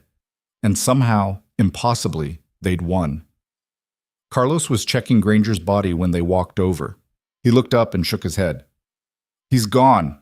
Clean shot through the heart. Good, Ruth said. She'd come up beside Elena, her face hard. Man deserved worse. Elena stared at Granger's corpse. He looked smaller in death, less powerful, just a man who'd made bad choices until someone stopped him. She thought about all the people he'd destroyed, the farms burned, the families scattered, the lives ruined because one person decided he deserved more than everyone else. What do we do with him? Carlos asked. Bury him, Maddox said, same as everyone else. He doesn't deserve... I said bury him. Maddox's voice left no room for argument. We're not animals. We bury our dead. All of them. They dug 3 graves that afternoon. One for Jack, the ranch hand who'd taken a bullet to the chest. One for a woman named Sarah who'd been hit during the retreat. And one for Wade Granger. Elena watched them lower Granger into the ground and felt nothing. No satisfaction, no closure, just the hollow awareness that violence had answered violence, and now they'd have to figure out how to live with what they'd done. After the burial, Elena walked back to the house and found the store owner's note still folded in her pocket. The one from Morrison's trading post. She'd kept it all these months without really knowing why. Now she pulled it out and read it again. Credit extended to those of good standing. She crumpled it up and threw it in the fire. The next few days passed in a blur. People kept arriving at the ranch. Not Granger's men. They'd scattered to the wind, most of them probably halfway to Mexico by now. But families. Ranchers who'd heard what happened and wanted to see if it was true. If Granger was really dead. If the valley was really free. By the end of the week, there were 40 people camped around Black Canyon. They held a meeting in the barn on the 8th day. Elena didn't want to be there, didn't want to hear people talk about what came next. She just wanted to sleep for about a month and maybe wake up feeling like a normal person again. But Maddox asked her to come, so she did. The barn was packed. Everyone who'd fought stood near the front. Everyone else filled in behind. Ruth Henderson stood up first. We need to talk about what we're going to do, Ruth said. Granger's dead. His men are gone. But his ranch is still there. His cattle, his land holdings, his money. Someone's going to claim it, and we need to make sure it's not another man just like him. What are you suggesting? Someone asked. I'm suggesting we claim it ourselves. All of us. Together. The room erupted, people shouting over each other. Some thought it was brilliant. Some thought it was theft. Some thought it was suicide because Granger's business partners would come looking for revenge. Elena listened to the chaos and felt something shift inside her. She'd been quiet for days, hadn't said much to anyone. But now she stood up and the room went silent. Ruth's right, Elena said. Her voice came out stronger than she expected. We can't let another Granger take over, but we also can't just steal his property and pretend that makes us better than him. Then what do we do? Ruth asked. We buy it, legal, through the Territorial Land Office. We pool our money, whatever we've got, and we make an offer. Granger died without heirs. That means his estate goes to auction. If we move fast, we can get it before anyone else knows he's dead. Most of us don't have money, someone said. Then we work for it. We take what we learned these past months, how to stand together, how to share resources, and we build something real. Not a charity, not a handout. A real community where everyone pulls their weight and everyone benefits. Maddox stepped forward. She's talking about a cooperative, shared ownership, shared profits. It's been done in other territories. And most of those cooperatives failed, a man said. Because they didn't have what we have, Elena shot back. We already fought together, already bled together. We know how to trust each other. That's worth more than money. The arguments went on for hours. But eventually, they voted. 32 people in favor, 8 against, enough to move forward. They sent riders to the territorial capital the next morning, brought deeds, depositions, witness statements about Granger's crimes. It took 3 weeks, but eventually the paperwork came back approved. The valley lands that Granger had controlled, including the wells, the supply routes, and most of the ranch properties, were transferred to a collective trust managed by elected representatives. Elena didn't want to be one of those representatives, but people kept asking, kept saying she'd earned it, kept reminding her that she was the one who'd stood up when everyone else was ready to quit. So she said yes. Not because she wanted power, but because someone had to make sure the valley didn't turn into another version of what they'd just escaped. Winter came early that year. The first snow fell in October, dusting the canyon walls white and turning the morning air sharp enough to hurt your lungs. Elena stood on the porch of the ranch house, her ranch house now, technically, though it still felt like Maddox's place, and watched the valley wake up. Smoke rose from a dozen chimneys. Families were rebuilding, planting winter crops, repairing fences and roofs. The wells they'd opened were flowing steady, enough water for everyone. The supply routes that Granger had monopolized were now shared, with fair prices and no one holding food hostage. It wasn't perfect. Nothing ever would be. People still argued about land boundaries and water rights and who owed what to whom. But they argued as neighbors, not enemies. And when someone fell on hard times, others helped without expecting anything in return, because they'd learned something that Granger never understood. That power built on fear always crumbles eventually, but communities built on trust can survive anything. Maddox came out and stood beside her. He handed her a cup of coffee, and she took it gratefully. "You ever think about leaving?" he asked. Elena considered the question. A few months ago, she would have said yes without hesitation, would have taken any opportunity to escape this brutal place and start over somewhere easier. But now she looked at the valley, at the life growing in the places where death had tried to take root, and shook her head. "No," she said. "I don't." "Why not?" "Because this is home." Maddox smiled slightly. It was maybe the third time Elena had seen him smile in all the months she'd known him. "Never thought I'd hear you say that. Never thought I'd mean it." They stood there in comfortable silence, watching the sun climb higher. After a while, Carlos rode up from the southern pasture with a report about the cattle. Then Ruth arrived with news that 2 more families wanted to join the cooperative. Then Samuel limped out with a list of supplies they'd need before the heavy snow came. The work never stopped. But it was good work, the kind that built something instead of tearing it down. That afternoon, Elena rode into town. She hadn't been back to Ashford since the day Morrison threw her out of his store. Part of her never wanted to see the place again. But she had business there. The town looked different, smaller, less intimidating. Or maybe Elena was just different. She tied her horse outside Morrison's trading post and walked in. The bell above the door rang. Morrison looked up from his register, and his face went pale. "Mrs. Mercer," he said carefully. Elena didn't smile, just walked up to the counter and pulled out a leather pouch. She set it down with a heavy clink. "That's for what I owed you," Elena said, "plus interest, plus enough to buy supplies for the families rebuilding their ranches." Morrison opened the pouch and stared at the coins inside. "This is too much." "It's what's fair." "I don't understand." "You don't have to." Elena looked him in the eye.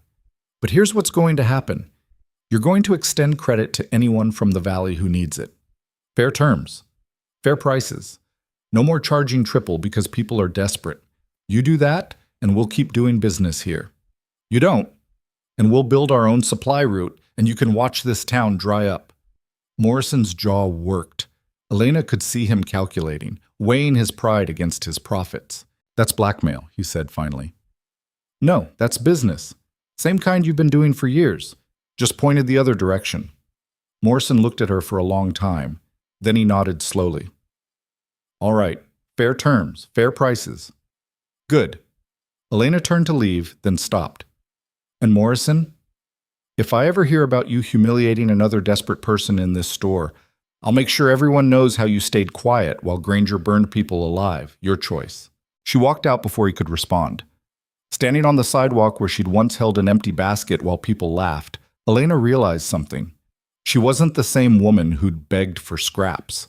Wasn't the victim people could dismiss.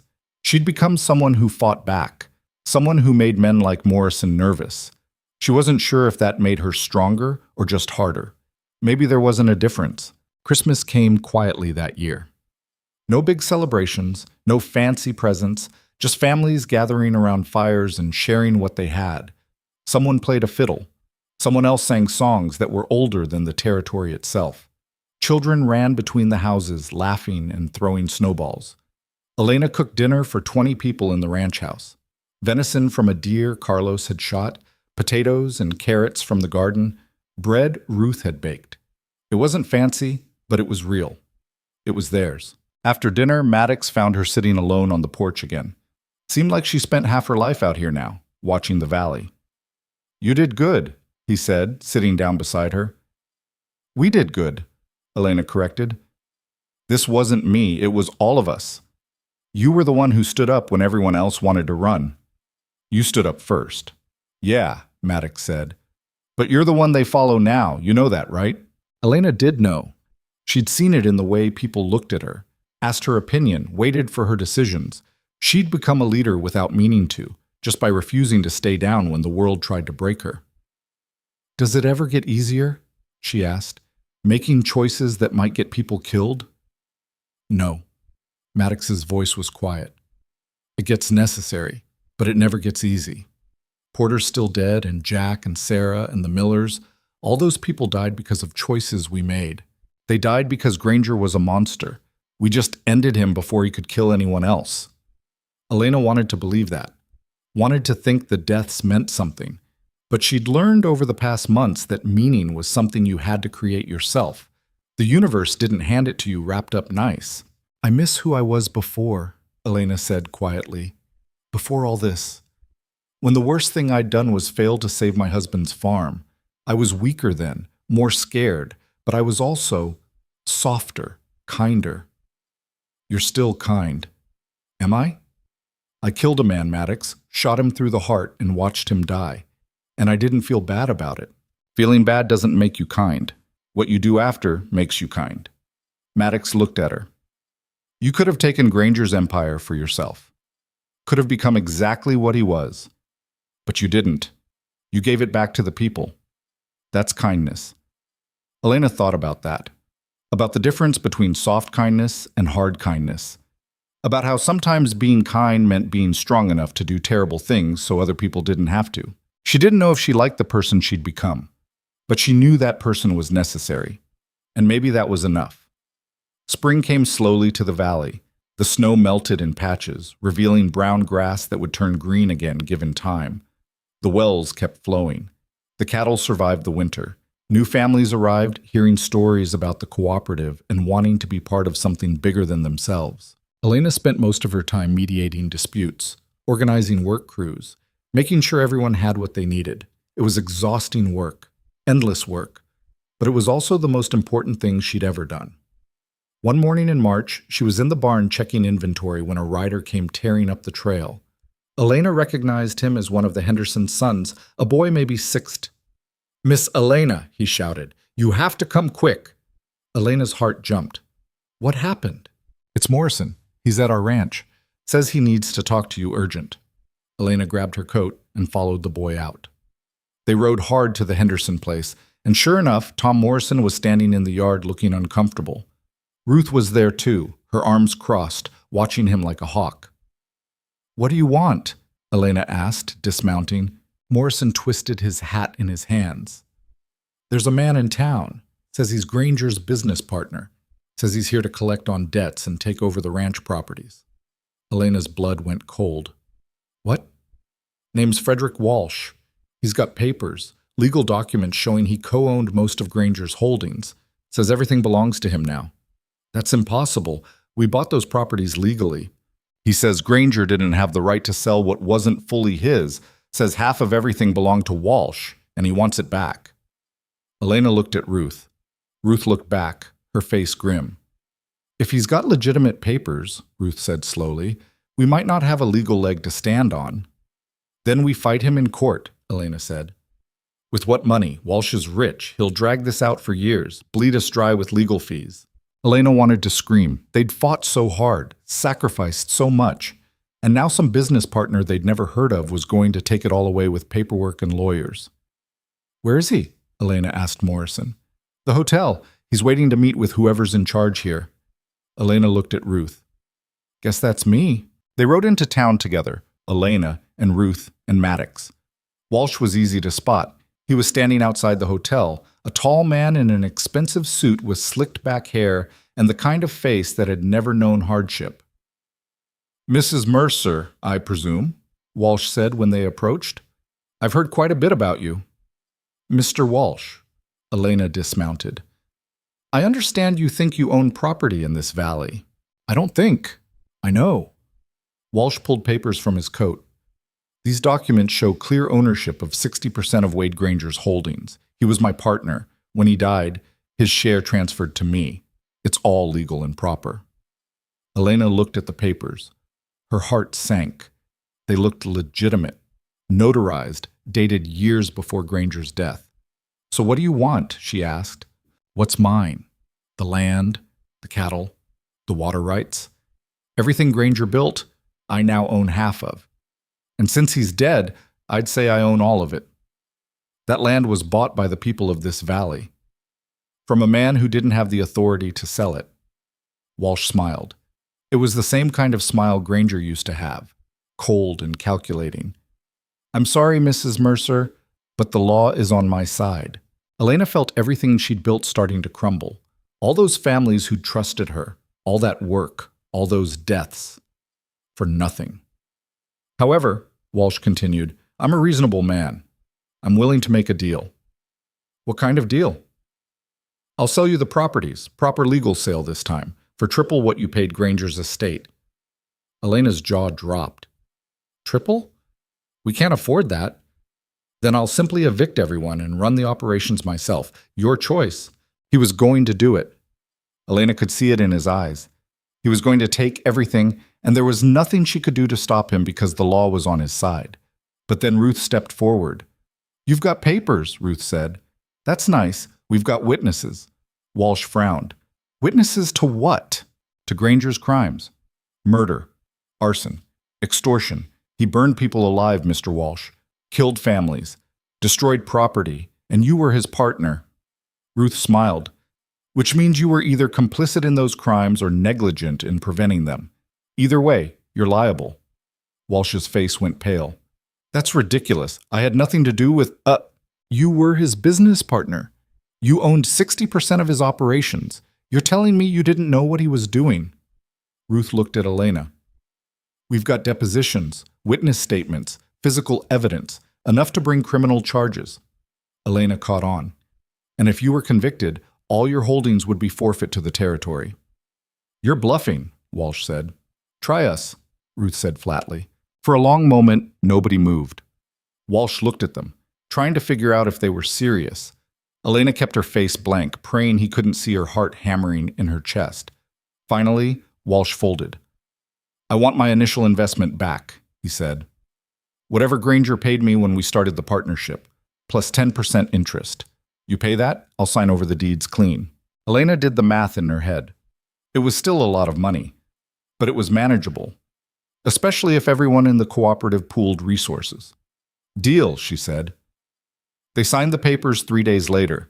Elena had to take out loans, call in favors, and convince 20 families to put up everything they had. But they did it. They bought their freedom a second time. Walsh took his money and left the territory before the ink was dry. Elena watched him ride away and felt something release in her chest. It was really over. No more Grangers, no more Walshes, just people trying to build lives. That night, they celebrated in the barn. Real celebrating this time. Music and dancing and food, children running wild, adults laughing. The kind of joy that only comes after surviving something terrible. Maddox found Elena outside staring up at the stars. You did it, he said. We did it, Elena corrected automatically. I'm serious. None of this happens without you. You know that, right? Elena turned to look at him. I couldn't have done any of it alone. But you didn't stay alone, that's the point. Maddox stepped closer. You could have run when I offered you the job. Could have left when the fighting started. Could have given up 100 times. But you didn't. You stayed. And you made everyone else believe staying was possible. Elena felt tears burning behind her eyes. I was so scared. I know. Every single day, every decision, I thought I was going to get everyone killed. But you didn't. You got them free. The tears spilled over. Elena wiped them away angrily, but they kept coming. All the fear and pain and exhaustion she'd been holding back for months came pouring out. Maddox pulled her into a hug. She let herself lean against him, let herself be weak for just a moment. Let herself be the woman who'd stood outside Morrison's store with an empty basket and nowhere to go. But only for a moment, because she wasn't that woman anymore. She was someone who'd fought, who'd bled, who'd killed and survived and built something from nothing. She was Elena Mercer, and this valley was her home. Summer arrived in a rush of heat and green growth. The drought that had devastated the valley for years finally broke. Rain came in steady waves, filling the wells, greening the hills, bringing life back to places that had been dead for too long. The cooperative thrived. Crops grew, cattle fattened, trade routes opened to other territories. More families arrived, and the valley grew from a collection of struggling ranches into something that looked like a real community. Elena walked through it sometimes and barely recognized the place. Where Granger's empire had stood, now there were schoolhouses and general stores and meeting halls. Where fear had ruled, Now there was laughter. It wasn't perfect. Nothing ever would be. People still argued, still struggled, still had bad seasons and worse luck, but they faced it together. And that made all the difference. One evening in August, Elena stood on the porch of the ranch house and watched the sun set over the valley. The sky turned gold and orange and purple, colors so beautiful they hurt to look at. Maddox came out and handed her a letter. "This came for you today." Elena took it and recognized the handwriting. Morrison's. She opened it, curious. Inside was a note and a stack of bills. The note read, "Found this in my ledger. Seems I overcharged you on some supplies a few years back. Consider this an apology. Also, I'm retiring, selling the store to my nephew. Thought you should know. Tom Morrison." Elena stared at the money. It was exactly the amount she'd paid Morrison that day when Maddox had bought her food. The day everything changed. She laughed. Actually laughed. After everything they'd been through, after all the violence and death and struggle, this was what broke through her armor. Tom Morrison returning money he'd overcharged years ago. "What's funny?" Maddox asked. "Nothing. Everything." Elena folded the note and put it back in the envelope. "Just thinking about how far we've come. Long way from that day in town." "Yeah, long way." Maddox was quiet for a moment. Then he said, "You ever regret it? Any of it?" Elena thought about the question, about Porter and Jack and Sarah and all the others who'd died, about the man she'd killed, about the nights she still woke up shaking from nightmares. "Every day," she said honestly, "but I'd do it all again. Because the alternative was worse." What was the alternative? Staying small, staying scared, letting people like Granger decide who gets to survive and who doesn't. Elena looked at Maddox. "I learned something these past months. Power doesn't belong to the people who want it most. It belongs to the people brave enough to take it and wise enough to share it." That sounds like something a leader would say. "I'm not a leader. I'm just someone who refused to quit." That's what leaders are. Elena smiled. Maybe he was right. Maybe leadership wasn't about being the strongest or the smartest or the most confident. Maybe it was just about being too stubborn to give up when everything looked hopeless. She could live with that. 5 years later, Elena Mercer stood in the meeting hall in the center of the Valley settlement and looked out at the faces watching her. 100 people. Maybe more. Ranchers and farmers and shop owners and teachers. People who'd come from all over the territory because they'd heard about the cooperative, about the place where land was shared and everyone had a voice. They'd gathered to vote on whether to expand the settlement, whether to buy more land and bring in more families. It was a big decision, risky, the kind that could succeed brilliantly or fail spectacularly. Elena presented the arguments on both sides, laid out the numbers, answered questions. Then she stepped back and let the people decide. That's what made this place different. Not that they didn't have problems, not that everything was easy, but that when decisions needed to be made, everyone got a say. The vote passed. They would expand. After the meeting, Elena walked back to the ranch house. It had grown over the years, new rooms, new buildings, enough space for the family that lived there now. Because at some point over the past 5 years, without anyone making a big announcement about it, the ranch house had become home to both Elena and Maddox. They'd never married, never made any formal declarations, just kept living and working side by side until one day Elena realized she couldn't imagine life without him. And he'd apparently felt the same way. They had dinner that night on the porch, watching the last light fade from the sky. Carlos and Samuel were there too. Ruth and her family. A dozen others who'd become something like family over the years of shared struggle. Someone mentioned Porter, how he'd always complained about the coffee being too weak. Everyone laughed, remembering. The dead weren't forgotten here. They were woven into the stories people told, made immortal through memory. After everyone left, Elena sat alone on the porch one last time. She thought about the woman she'd been, the one who'd stood outside Morrison's store with nothing, the one who'd been ready to give up. She wondered what that woman would think of who she'd become. Would she be proud or horrified at the violence it had taken to get here? Elena decided it didn't matter. That woman was gone, buried under layers of choices and consequences and hard-won wisdom. What mattered was the woman she was now, and the world she'd helped build. Not a perfect world, but a better one. One where no child went hungry because someone decided to hoard resources, where no family got burned out because they refused to sell, where power was something people shared instead of something one person wielded like a weapon. That was worth fighting for. That was worth everything it had cost. Elena stood up and walked into the house. Tomorrow there would be more work, more decisions, more challenges. But tonight, she was home, surrounded by people who trusted her, living in a valley that was finally free. She'd come here with an empty basket and a broken spirit. She was leaving with a full heart and a legacy that would outlive her. And that, she thought, was enough. More than enough. It was everything.